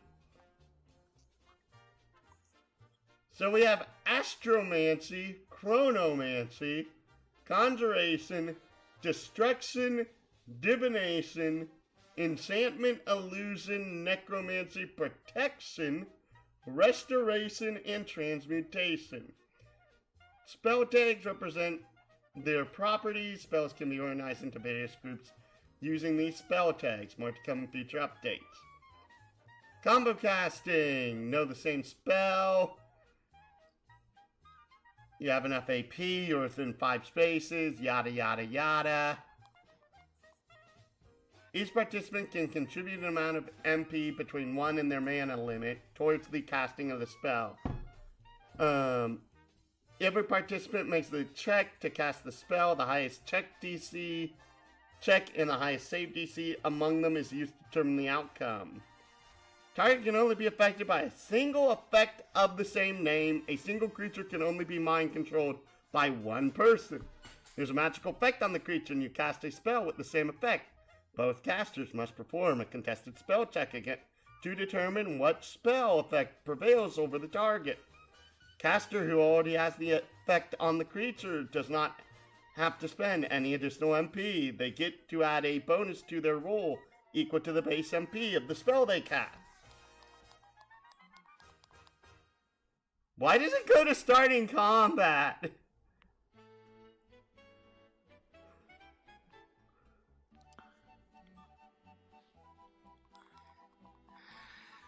Okay, let's see. Oh, I don't know why.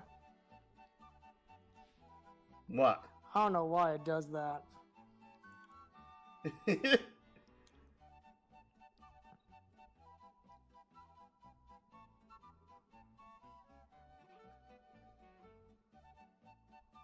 Interesting.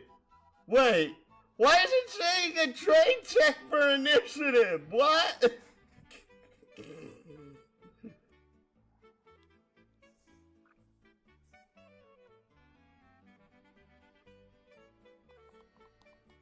There's an initiative help action. That's funny.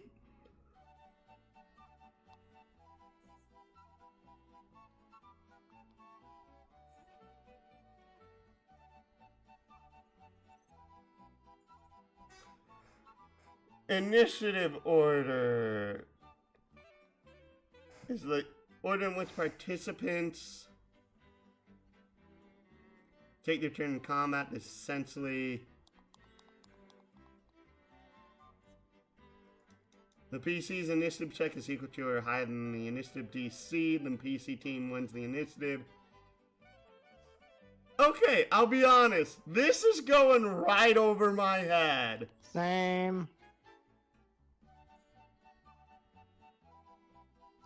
This is also something that I haven't seen anyone talk about yet, so, like, this is really going over my head. Like, really.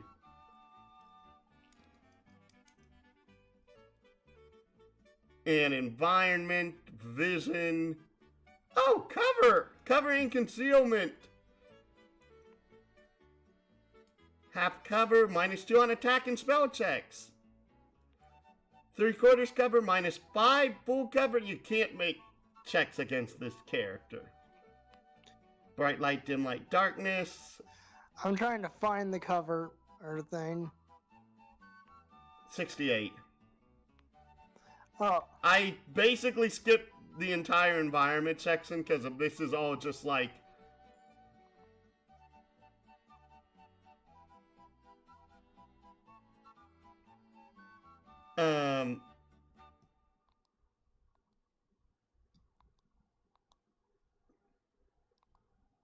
Straight up, like, most of the stuff in environment I don't feel like needs to be covered, really.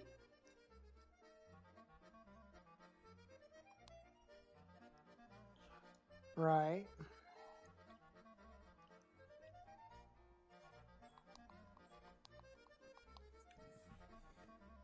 And bright light.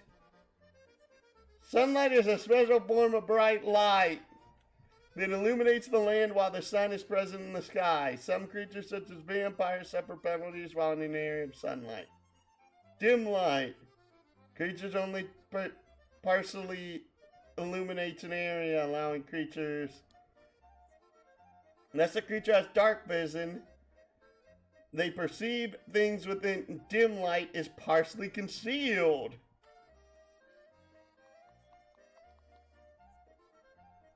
Interesting. But wait, does that mean disadvantage on attack rolls? I forget if that's been mentioned already. Duh.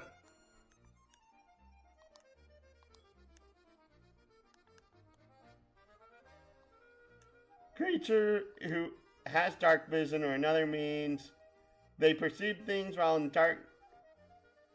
within darkness fully concealed. While in an area of darkness, the creature can't see anything within the area, but can still see areas of dim light or bright light while within its line of sight.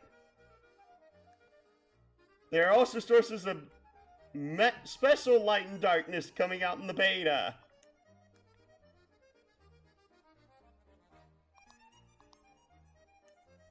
Dark vision has the ability to see in dim light and darkness out to a specified range. A creature with dark vision see areas of dim light within the specified range as if it were bright light, and darkness as if they were dim light. Creature can't discern color using their dark vision, only shades of gray. Tremor sense can sense vibrations in the ground within a specified range, allowing them to automatically pinpoint the location of anything that's in contact with the same surface, including through cover and concealment. Creatures with tremor sense and a swim speed can also pinpoint the location of creatures moving through water within a specified range. That I love the clarification on. That's really cool. That's really, really cool.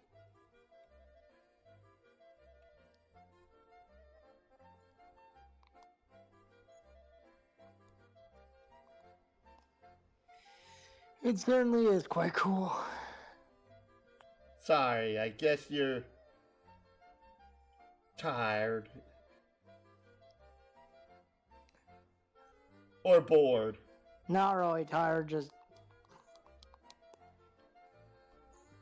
I'm not really tired or bored or... Zoning out. Not to mention, oh crap! I should have also took the dogs outside as well, and then probably once they were done, probably finally put them to bed. You haven't put them to bed yet? I'll do it after they've gone outside. Have you not? Go take them outside. Okay. Goober. Goober, Goofball, Goof, Bellington. Okay.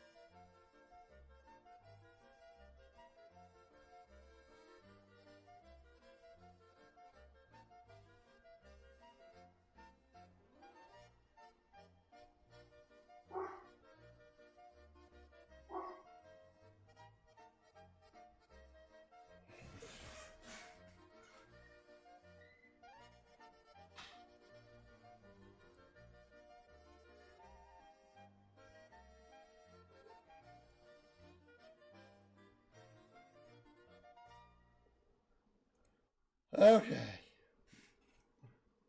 True sight. See things through normally imperceptible objects of specified range. Can see through special darkness.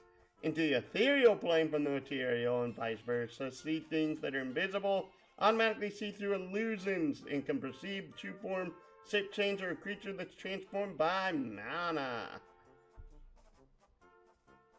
Creature sizes micro. See micro creature below. Exceptionally small creatures such as ants can share their space with other creatures and can end their turn in a space occupied by other creatures, and vice versa. Tiny, small, medium, large, huge, gargantuan, colossal, and titanic. I actually like the fact that there's colossal and titanic in here, because even though all of these don't go to 20 to 50, that it gives a sense of scale. A 7x7 square is pretty dang big. Moving through creatures. You move through the space of hostile creatures that are two sizes larger or smaller than you, but you're considered to be slowed while moving through the space they occupy. If the creature's within one size of you, you can't move through its space unless you take the pass-through action. If you want to put more... Oh, falling attacks. Interesting. To do this, you must first move into a position to fall onto the target. Using the creature collision rules from above, you would count up the space fallen and the number will represent the falling damage that will be taken. Now make the attack check and resolve the damage based on the result. Then regardless of if you hit or miss, you would share the damage taken from the fall. You would take half the damage while the would be added to the damage they take as part of the attack check. Oh, you can throw creatures that you have grappled!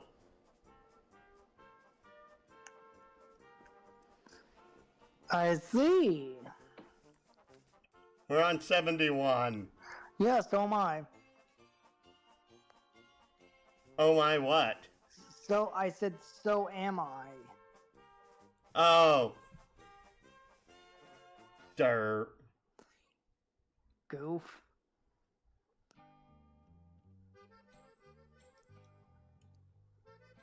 You have throwing objects.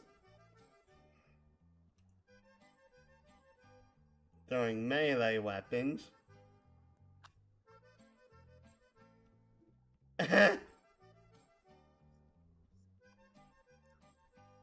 improvised throwing weapons, unarmed strikes. Unarmed strikes deal 0 bludgeoning damage.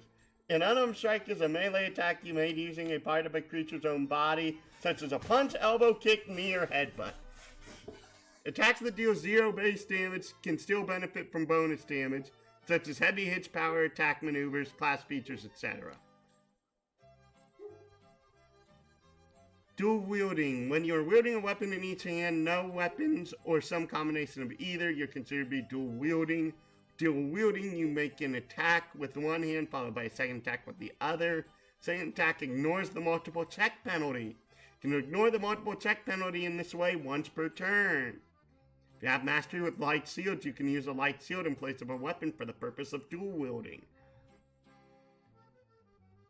Flanking. You gain +2 on melee martial attacks if your target is flanked. Hidden creatures. Creatures that are unseen or unheard are harder to discover. Unseen. Creatures that can't see you are exposed and hindered against you. You are unseen by a creature while you are imperceivable to its visual senses, such as when you're fully concealed, invisible, or it's blinded. If you're unseen because you're behind full cover, affected by the invisibility spell, and your target is blinded, don't gain the benefits of being unseen multiple times. You are either unseen or not. You're unheard while you remain silent, talk no louder than a whisper, and are affected by the silent spell or a similar effect. Okay. And slightly more rules for underwater combat. Oh boy. Martial attacks are made with disadvantage using weapons that aren't crossbows or spears. Creatures with a swim speed ignore this penalty. Distantly ranged attacks automatically miss targets beyond the weapon's normal range.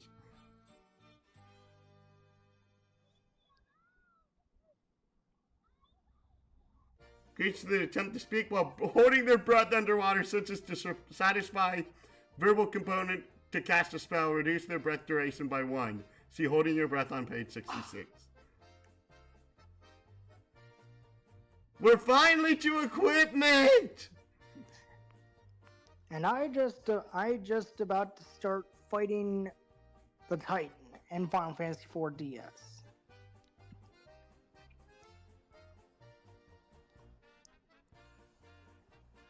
Never mind. So the scripted lost fight. Yep.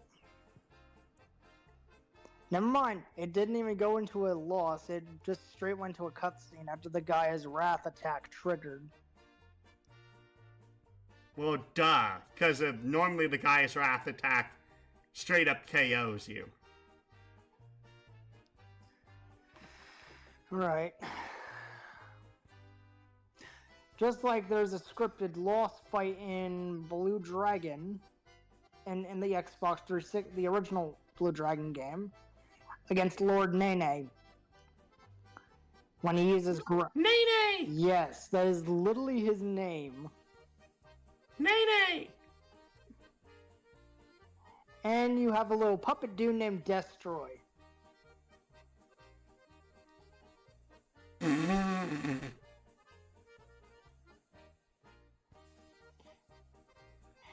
Oh, that's so dumb. You laugh at him now, but you know what? Nope. Shut up. Shut up, me. Shut up. I'll shut up. I will shut up. Makes me think of like the 4 scripted lost fights that are in Star Ocean 2. Okay, give me one. I gotta go check on the dummy. Unless he's sniffing around, so I know what he's trying to do. Put him in the cage. No, he's not trying to escape. It's more so he's probably trying to take a dump, maybe. He's trying to take a dump? That's what dogs usually do when they sniff around the yard. They look for a good place to take a dump. Then send him He outside. is outside, right now. Oh, okay.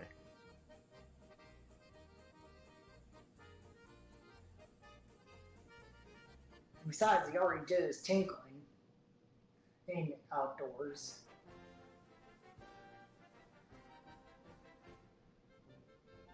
And besides, I basically like separately take out the little girls and the big boy. Like that way, they're not distracting each other from what they're supposed to do.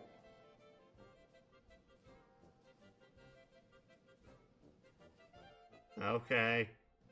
Yeah, I know it's weird. But yes, we're finally at equipment. Yes. Oh, it says straight up ranged weapons have a range of 15/45. A weapon with the long range property has a range of 30/90. Okay. But also, you get weapon styles, and I'm pretty sure you get. Eddie Marshall gets all of these. Ooh, let's see here. Axe, bow, chain, crossbow, fist, hammer, pick, spears, staff, sword, and whip.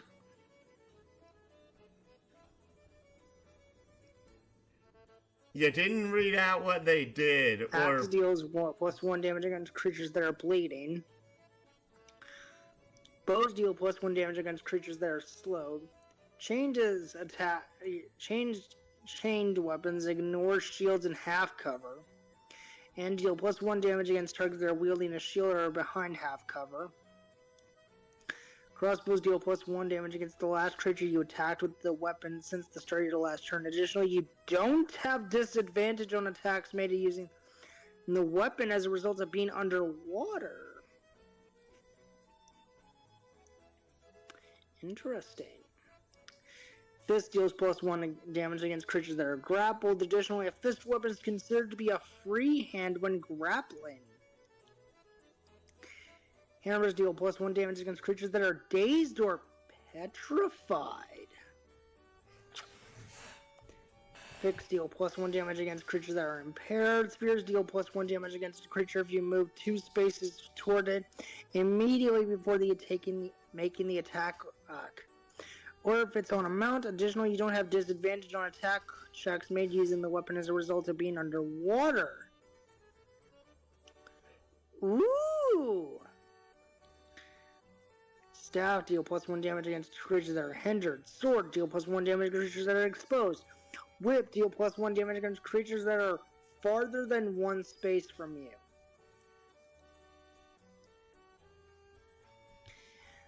And now we have weapon properties.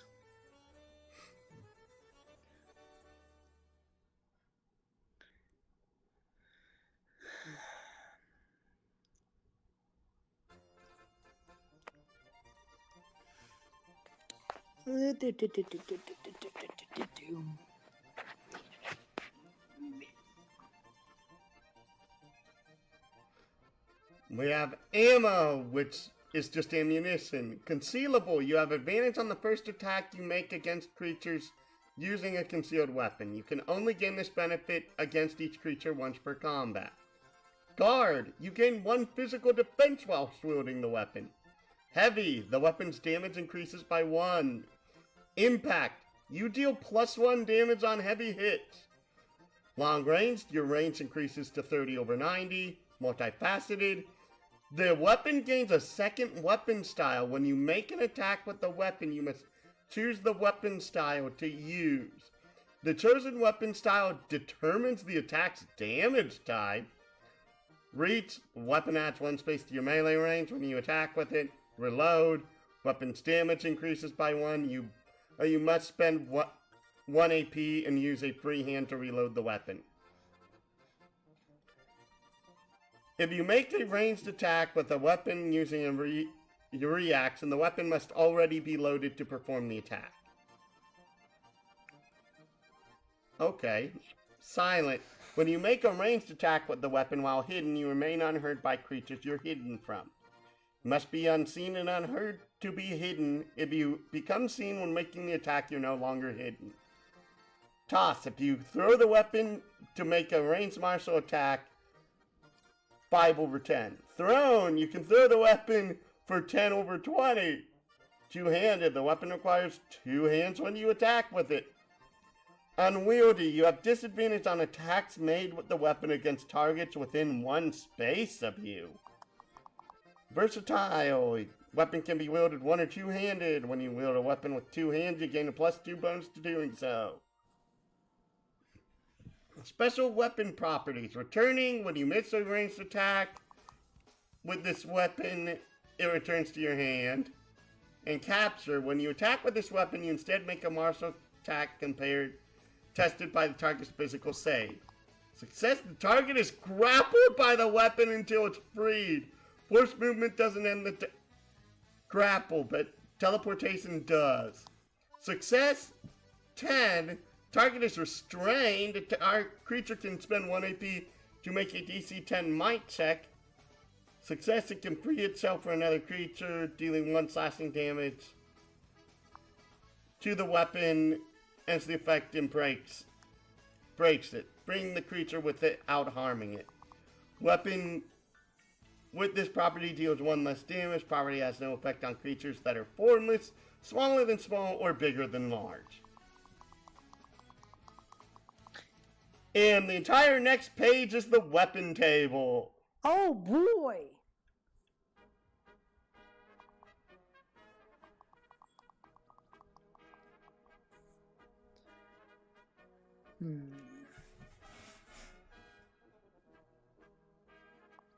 And if you notice, pretty much every one-handed weapon is 1 damage.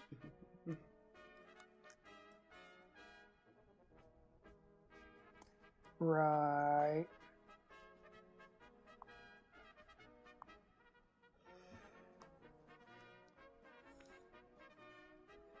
But overall, this seems... Wait. Why is a blowgun considered a crossbow? I have no idea.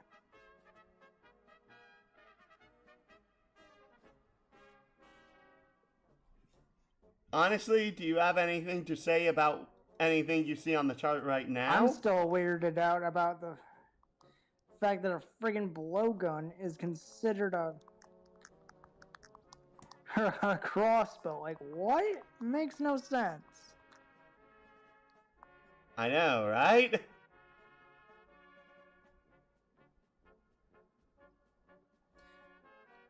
Like, that makes no sense at all.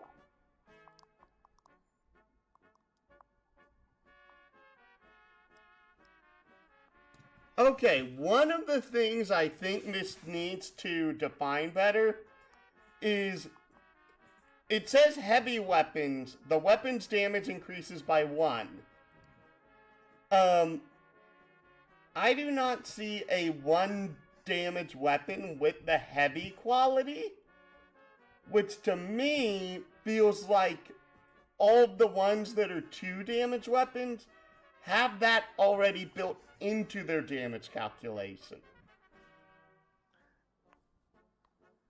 In which case, if that is the case, I would say that that needs to be clarified, because if I wouldn't know if a scythe does 2 slashing or 3 slashing damage. Okay, what was the page the weapon table was on? 75. Yeah, because the darn thing refreshed on me and took me to the beginning. Refreshed how? I don't know, it just did it automatically for some reason.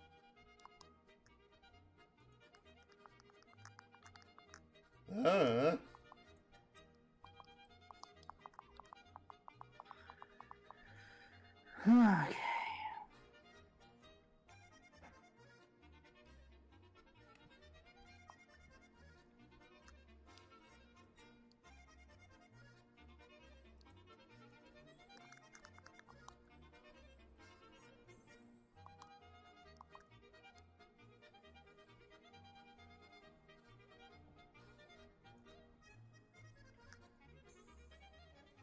Tell me when you've gotten back. I've been back I am back. I'm like, I was waiting on you. Alright. Let's see.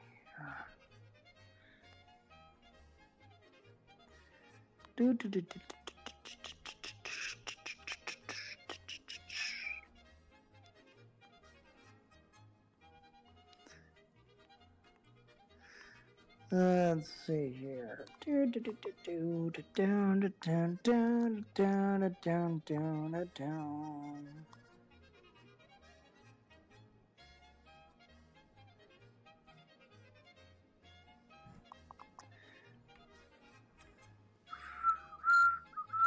You see anything?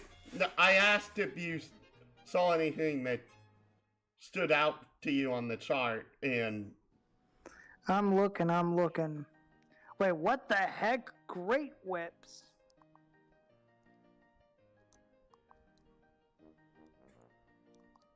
there's such a thing as different types of whips, so yeah. Oh boy, I hear him again. He's not using his inside. Oh right, he's outside.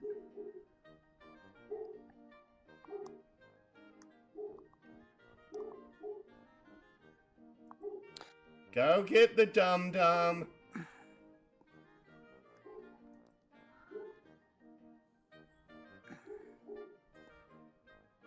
I mean,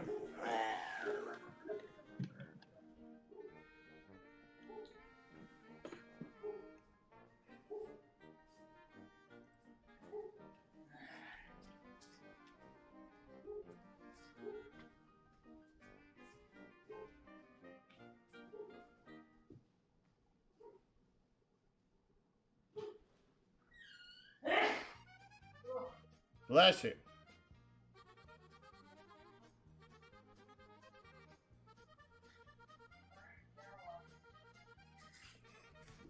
Weapon types.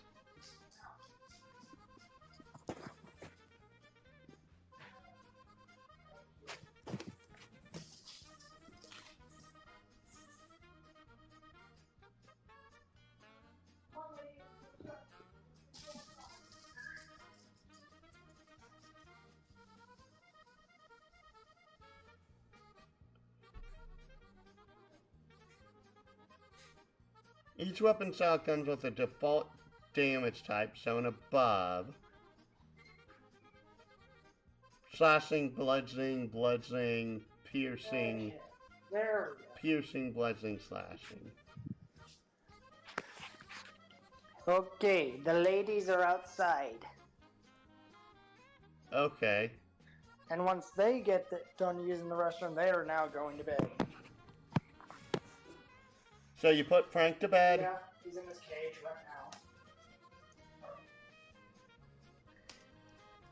Good. I don't want to hear any whining out of you, mister.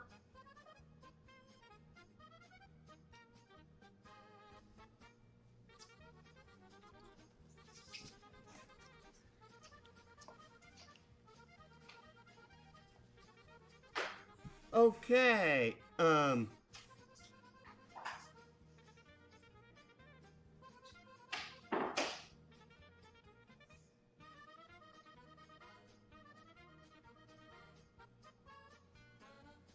Okay. They basically gave you a way to make a weapon any way you want.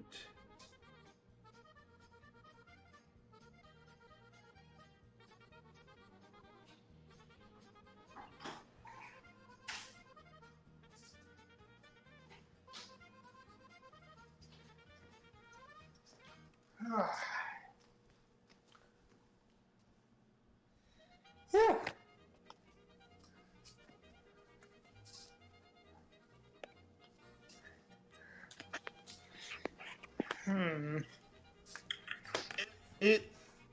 This actually also lets you make a melee weapon literally like, if you don't see something that you like here, guess what? You can make your own. Customized weapons! Yes. Ugh. I know, right? Oh, yeah, baby, customized weapons.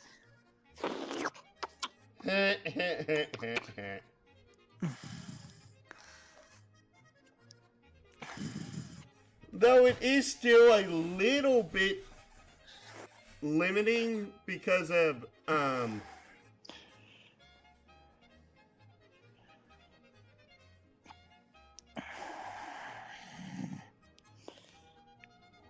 what? Now then.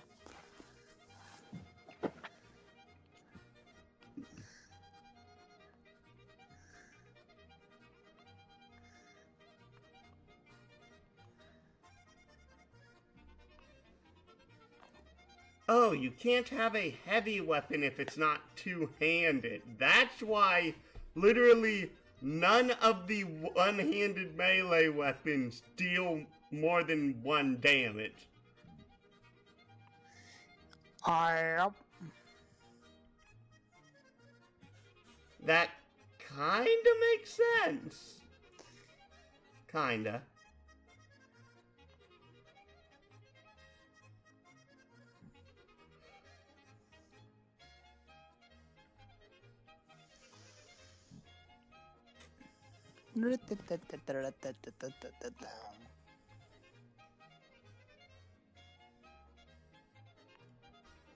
But the irony is that, like, if you don't see a weapon on the chart you like, you can literally use the, like,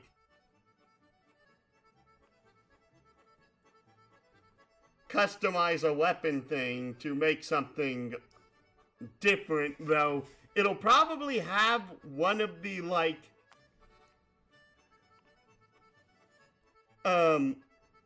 properties choices from what was listed. Right.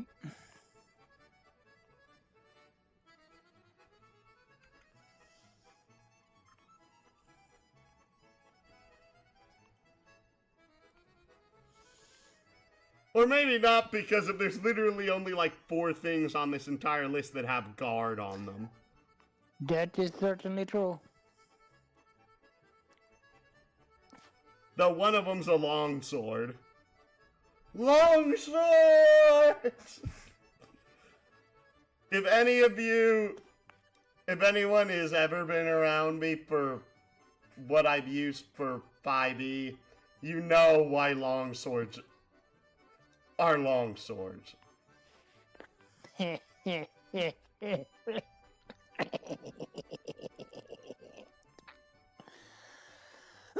Ultimately, the style and properties of a weapon you create are purely mechanical. With approval from your GM, you can reflavor the weapon to have it look like anything you want. You can make a weapon that looks like a sword but uses the axe weapon style, so that you benefit from the target bleeding instead of being exposed. Visual look of a weapon is just flavor. All similar looking weapons don't have to function the exact same. Maybe your sword has a serrated edge and that's why you can choose the axe style. Yay for flavorizing! Armor. You can improve your physical defense by wearing armor. And the quality of armor, the type of armor, and armor mods influence whether your physical defense increases or decreases. Create many different combinations of armor using the variation of armor quality, type, and armor mods. Armor quality. There are 3 types of quality: novice, adept, and expert. Armor quality refers to the crafting material. Higher quality armor requires superior craftsmanship and materials, has a higher gold cost. Do you have something you wanted to say? This is honestly really interesting, hearing how deep the darn crafting system of the weapons is. Like, holy crap. Did you actually look at it on page 76 and 77? I was actually reading it. Yeah, this isn't... Okay, let me put it to you this way. For something in regards to, like, just making stuff from a baseline, This isn't that complicated. Oh, I see. In my opinion, this is a really simple way to do this, but basically,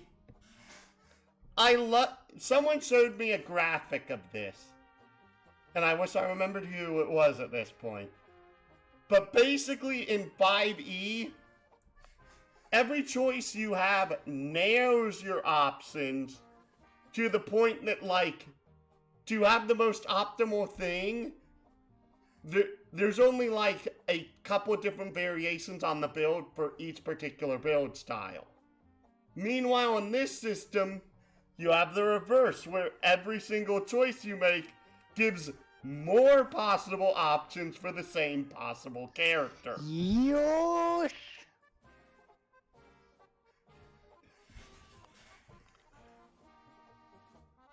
Which I like. I like having variety. It's one of the reasons why I like, Warhammer. It's one of the reasons why I like Conan. It's one of the reasons that I actually like the Fallout system, but I've never gotten a chance to play it. I've never gotten a chance to play it either. Well, you haven't even seen the core book for it. Exactly.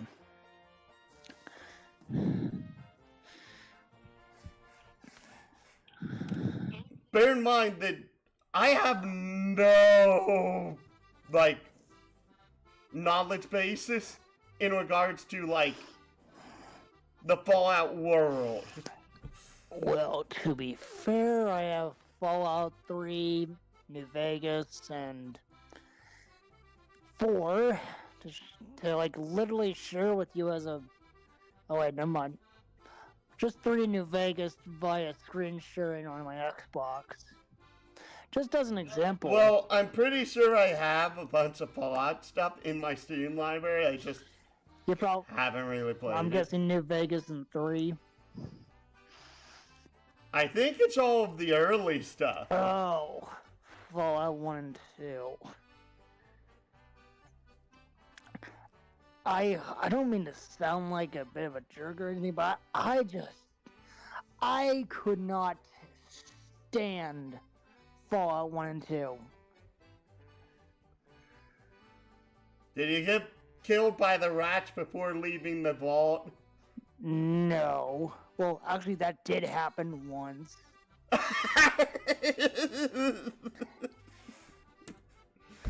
Because that happened to me. You want to know what else I got killed by? Rad Scorpion. Because of a random encounter.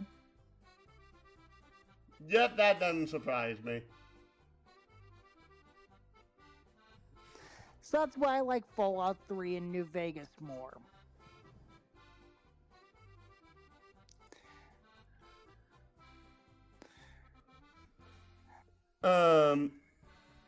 All types of armors can be made with different levels of armor quality, and the quality of any set of armor can be upgraded by hiring a skilled craftsman with the necessary materials. Higher the armor's quality, the higher the armor bonus granted, as shown in the table below. Novice is 1, Adept is 2, Expert is 3. There are only 2 types of armor, light and heavy. Bruh. Creatures that aren't... What? That is just weird. Hey. Creatures that aren't wearing armor are considered unarmored. Light armor is a type of protection worn by most creatures to protect them from injury. Leather coats, padded jackets, and heavy robes are types of light armor. All creatures have light armor mastery. Non-metal armor. Light armor can be described to be made of many things, but is not made of enough metal to be considered metal armor for the purpose of game mechanics, unless otherwise stated. Heavy armor is designed with greater attention in protecting the wearer in traditional warfare, requiring extensive combat training to use effectively. Lamellar, laminar, and plate armor are types of heavy armor. Heavy armor has a might requirement of 1 with the following properties. I love that the might requirement is only 1. And not like 16. Or 18. Trust me, I think there were some homebrew 5e armors that basically had really high stuff. Like, for example, the Mjolnir armor switched from the Halo Halo variant of the Spartan class.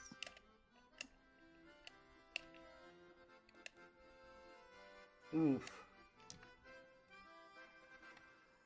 However, to be fair, the AC of those armors were pretty ridiculous. And keep in mind, on top of that, they stacked the AC of their class features with the armor. Ugh. The armor has 1 PDR. While wearing the armor, you have disadvantage on agility checks. You gain access to heavy armor mastery through certain class features or talents. Metal armor. All heavy armor is considered metal for the purpose of game mechanics unless otherwise stated. Impactful unarmed strikes. Your unarmed strikes gain the stated is basically something like Mithril could work. What? So basically something like Mithril could help with heavy armor?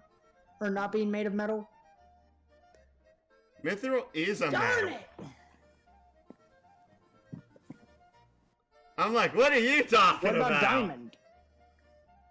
Diamond isn't considered a metal. But you could still make a heavy armor out of it, maybe, because diamond is the hardest substance known to man. Okay. Yes, but at the same time, no. My mind be smoking something. Yes, because of... Okay, the problem with making something like diamond armor is that diamonds have a really high impact resistance, but they have terrible, like, cutting resistance.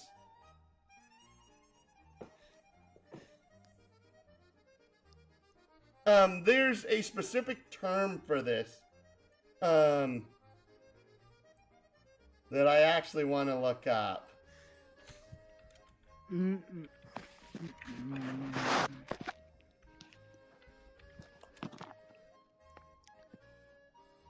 Well, at least my folks can't say to me that I had the dogs in the cage all day today, because I didn't. It was thankfully like more than halfway through the day that I had decided to finally put them in the cage. Yeah, basically, it is scratch resistance, not like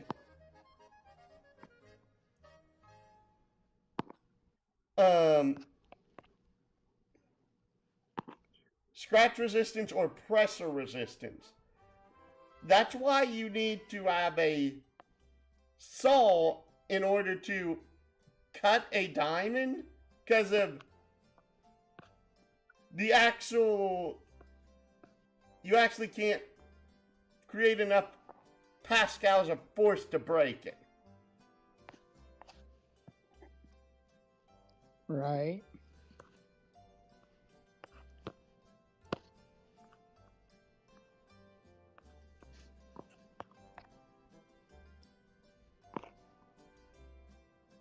Yeah, they're brittle. Give it a hard enough shock load and it'll crumble. That's what I was looking for. Yep.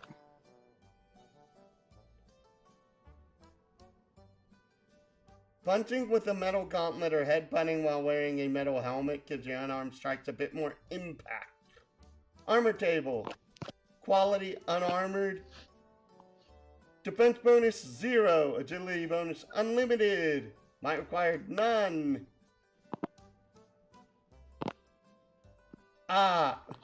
Light armor gives 1 physical defense, no PDR. Oh, these don't limit your agility bonus even in heavy armor.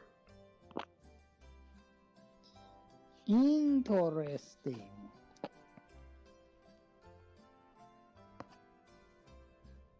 Yeah, if an armor or shield says disadvantage in the agility checks column, then you have disadvantage on all agility checks while wearing or wielding it, such as acrobatics, stealth, and trickery checks.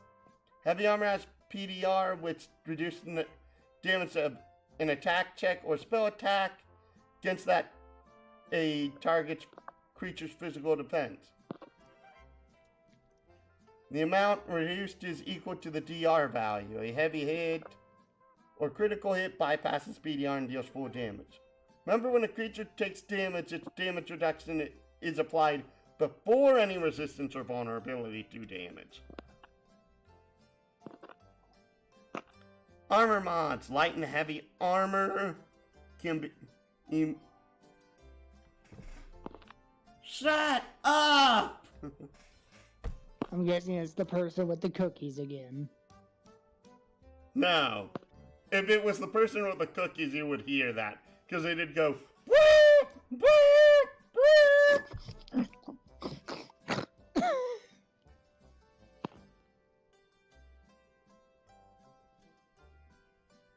It's also not just cookies. He one time did that to a turkey. No.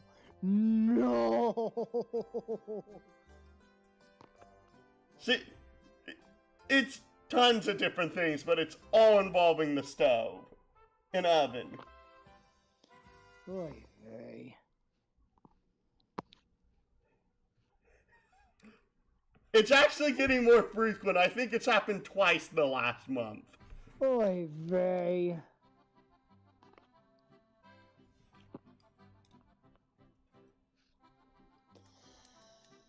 Mind going ahead and doing a little bit more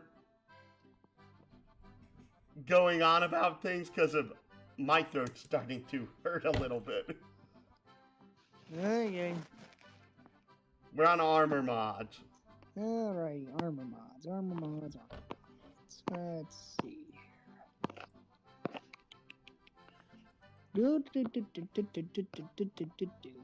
Armor modifications. You know what, just let me check on the... Let me see the puppers need to be... Oh, yeah. They're done taking the business.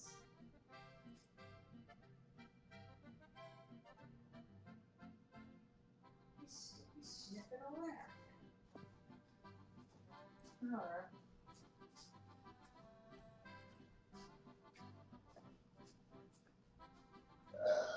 Excuse me?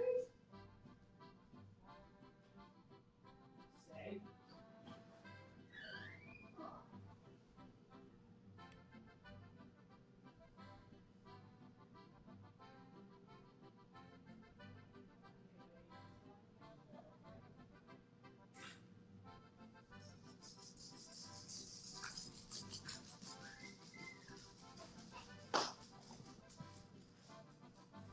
Come on, ladies, let's go to bed. Come on.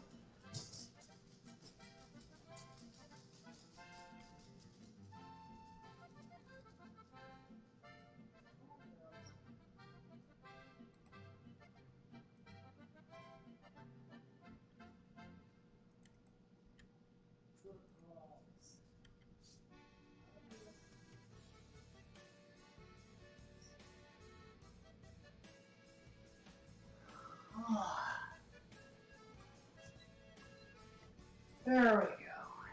Everyone's put away for the night. Alrighty.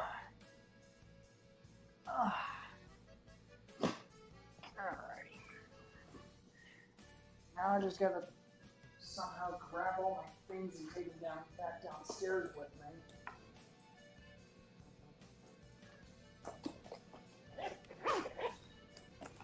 Shouldn't be too hard to do. So I just have all my gadgets in one hand and all my phone in the other.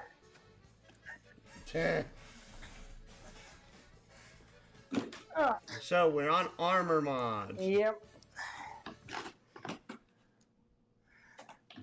I just gotta make my way back downstairs.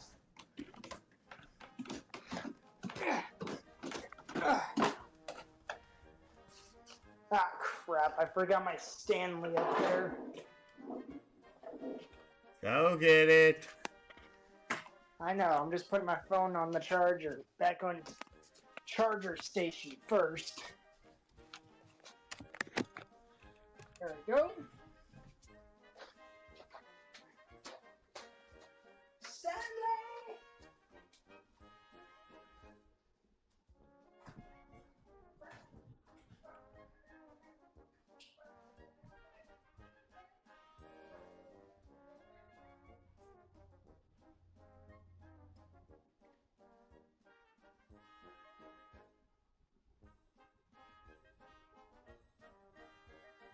Interesting.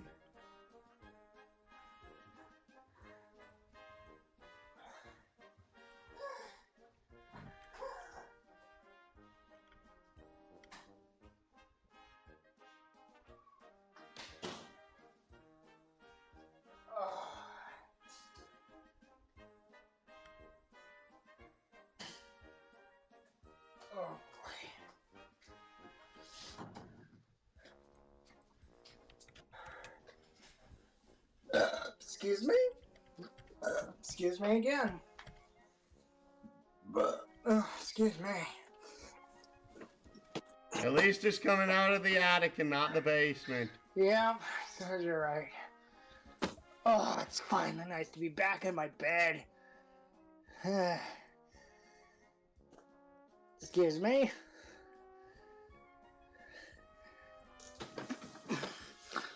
Alrighty. Armor modification.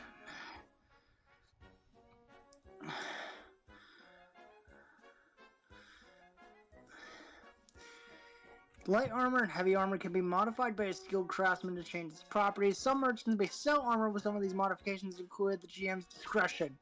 Below is a list of armor modifications available for light and heavy armors. Each can be only be taken once per set of armor. Reinforced. The armor gains the following properties. The armor's PD increases by 1. The amount of agility you add to your PD can't exceed your prime modifier minus 2. That's interesting.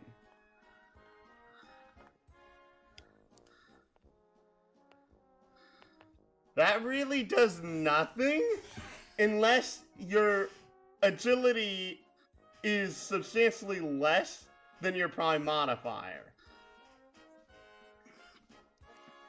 Right. Yep. Alright.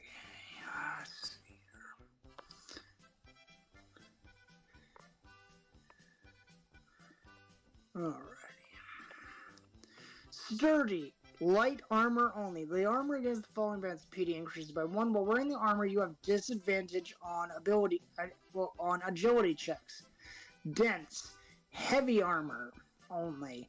The armor gains the following properties. The armor's physical PDR increases by 1. While wearing the armor, your speed decreases by 1.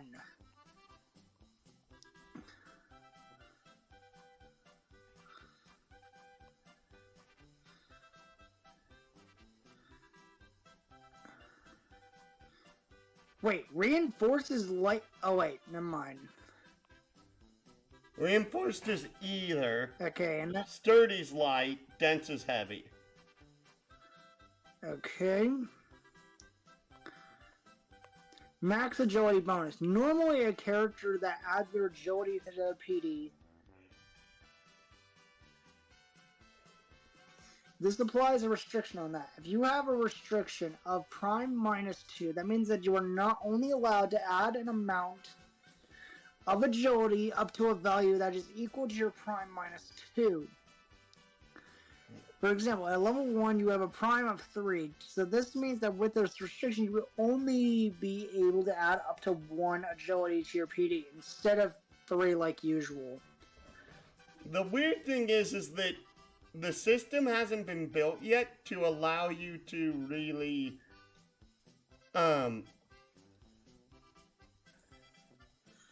take advantage of that. So reinforced doesn't make sense until we get more leveled features.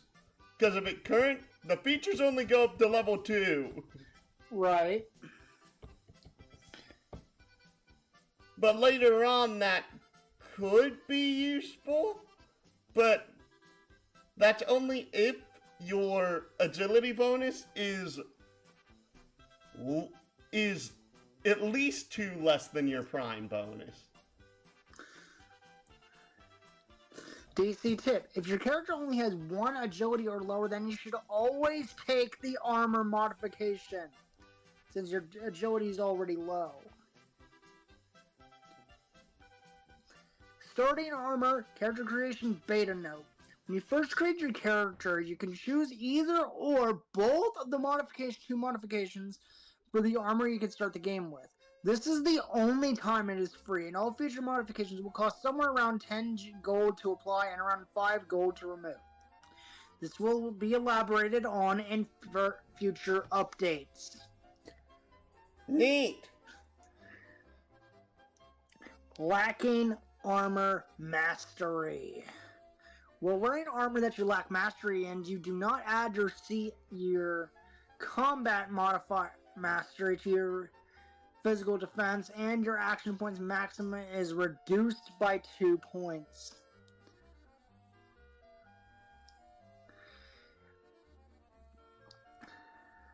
So, for example, a wizard has mastery in light armor, but not heavy armor. If that wizard wore heavy armor, the number of action points it has to spend per round is 2 instead of 4. All shields have a type.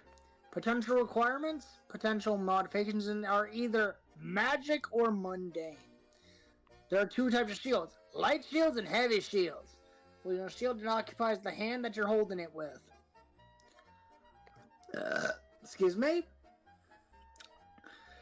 Light shields are simple and easy to wield. A buckler is a type of light shield. You gain access to light shield mastery through certain class features or talents. Heavy shields. Heavy shields are designed for warfare, making them challenging to wield effectively without training. Round shields and kite shields are types of heavy shields. Gain access to heavy shield mastery through certain class features or talents. Oh boy. Attribute requirements for the shields. Literally the only shield that has even a slight requirement is the kite shield with a might requirement of 1. Honestly, I feel like this is being done so that way more characters can use those sorts of things instead of going ahead and making the requirements high, which makes the variability low. I mean variety. Right. So now you have shield properties. These are listed off in the shield table and give additional properties when using the shield in certain ways. The toss property, you can make a ranged martial attack by throwing the shield 5/10. However, the mounted property is the AC granted by the shield that also applies to your mount. Nice. Lacking shield mastery. While wielding a shield that you lack mastery in, you have disadvantage on all attack checks and spell checks you make. Attacking with shields. You can make an attack with a shield you have mastery with, dealing 1 bludgeoning damage. If you have mastery with light shields, you can use a light shield as a weapon for the purposes of dual wielding. See dual wielding on page 72. Which we've already gone over. Adventuring supplies. The gauntlets. You can purchase gauntlets from a blacksmith, or they come automatically with heavy armor. Wearing a gauntlet gives your unarmed strikes with that handy impact weapon property, plus 1 damage on heavy hits. Beta note: prices are not set for things like gauntlets, so a simple 5 gold should be a good price for now. Healing potions. Healing potions are crafted to magically heal wounds when consumed. These are usually red vials of liquid that are in small doses but potent and healing. Healing potion levels. Healing potions have levels to them that increase in potency and cost. So basically, level X is basically 2 times level 1 HP. Yeah.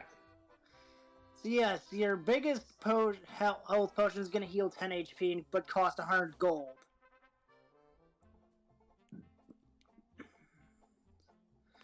Yeah.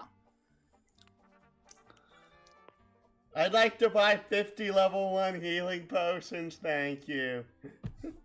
Takes your entire stock. That is literally inefficient cost. That's 100 HP for only 500 gold. Yeah, okay. Alan Bjorkgren, I think that was his name. I forgot what it was for the 5th time.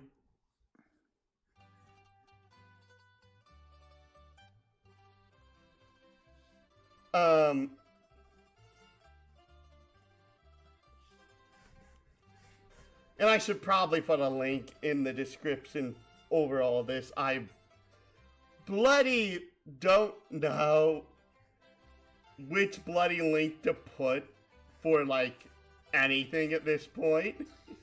Considering the Kickstarter ended.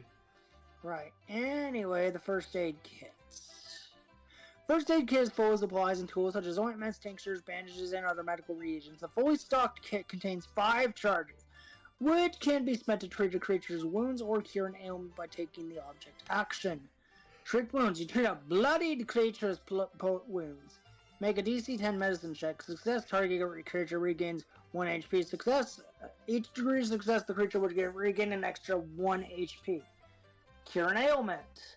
You treat a disease or poison of your choice, afflicting the target. Make a medicine check against the DC of the disease or poison. On success, you neutralize 1 disease or poison afflicting the target. Each degree of success will give the creature an extra 1 HP. Refilling a first aid kit. The reagents and bandages contained within the kit can be found in most towns and climates. Enough supplies for 1 charge can be bought for 5 gold at a general store, or found using a rest action scavenged from an appropriate climate, GM's discretion, with a DC 15 survival check. Success. The kit regains 1 charge. On each extra degree of success, the kit will regain an extra charge. But no, rest actions will be expanded on in future updates. Basically, you can do this as part of a long rest.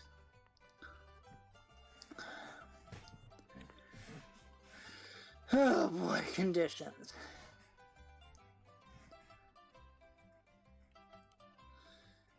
Ugh.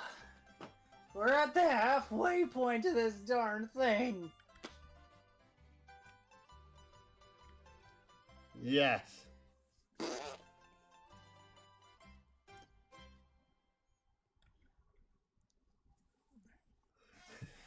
I take it you're tired. I'm just burnt out from reading, that's all.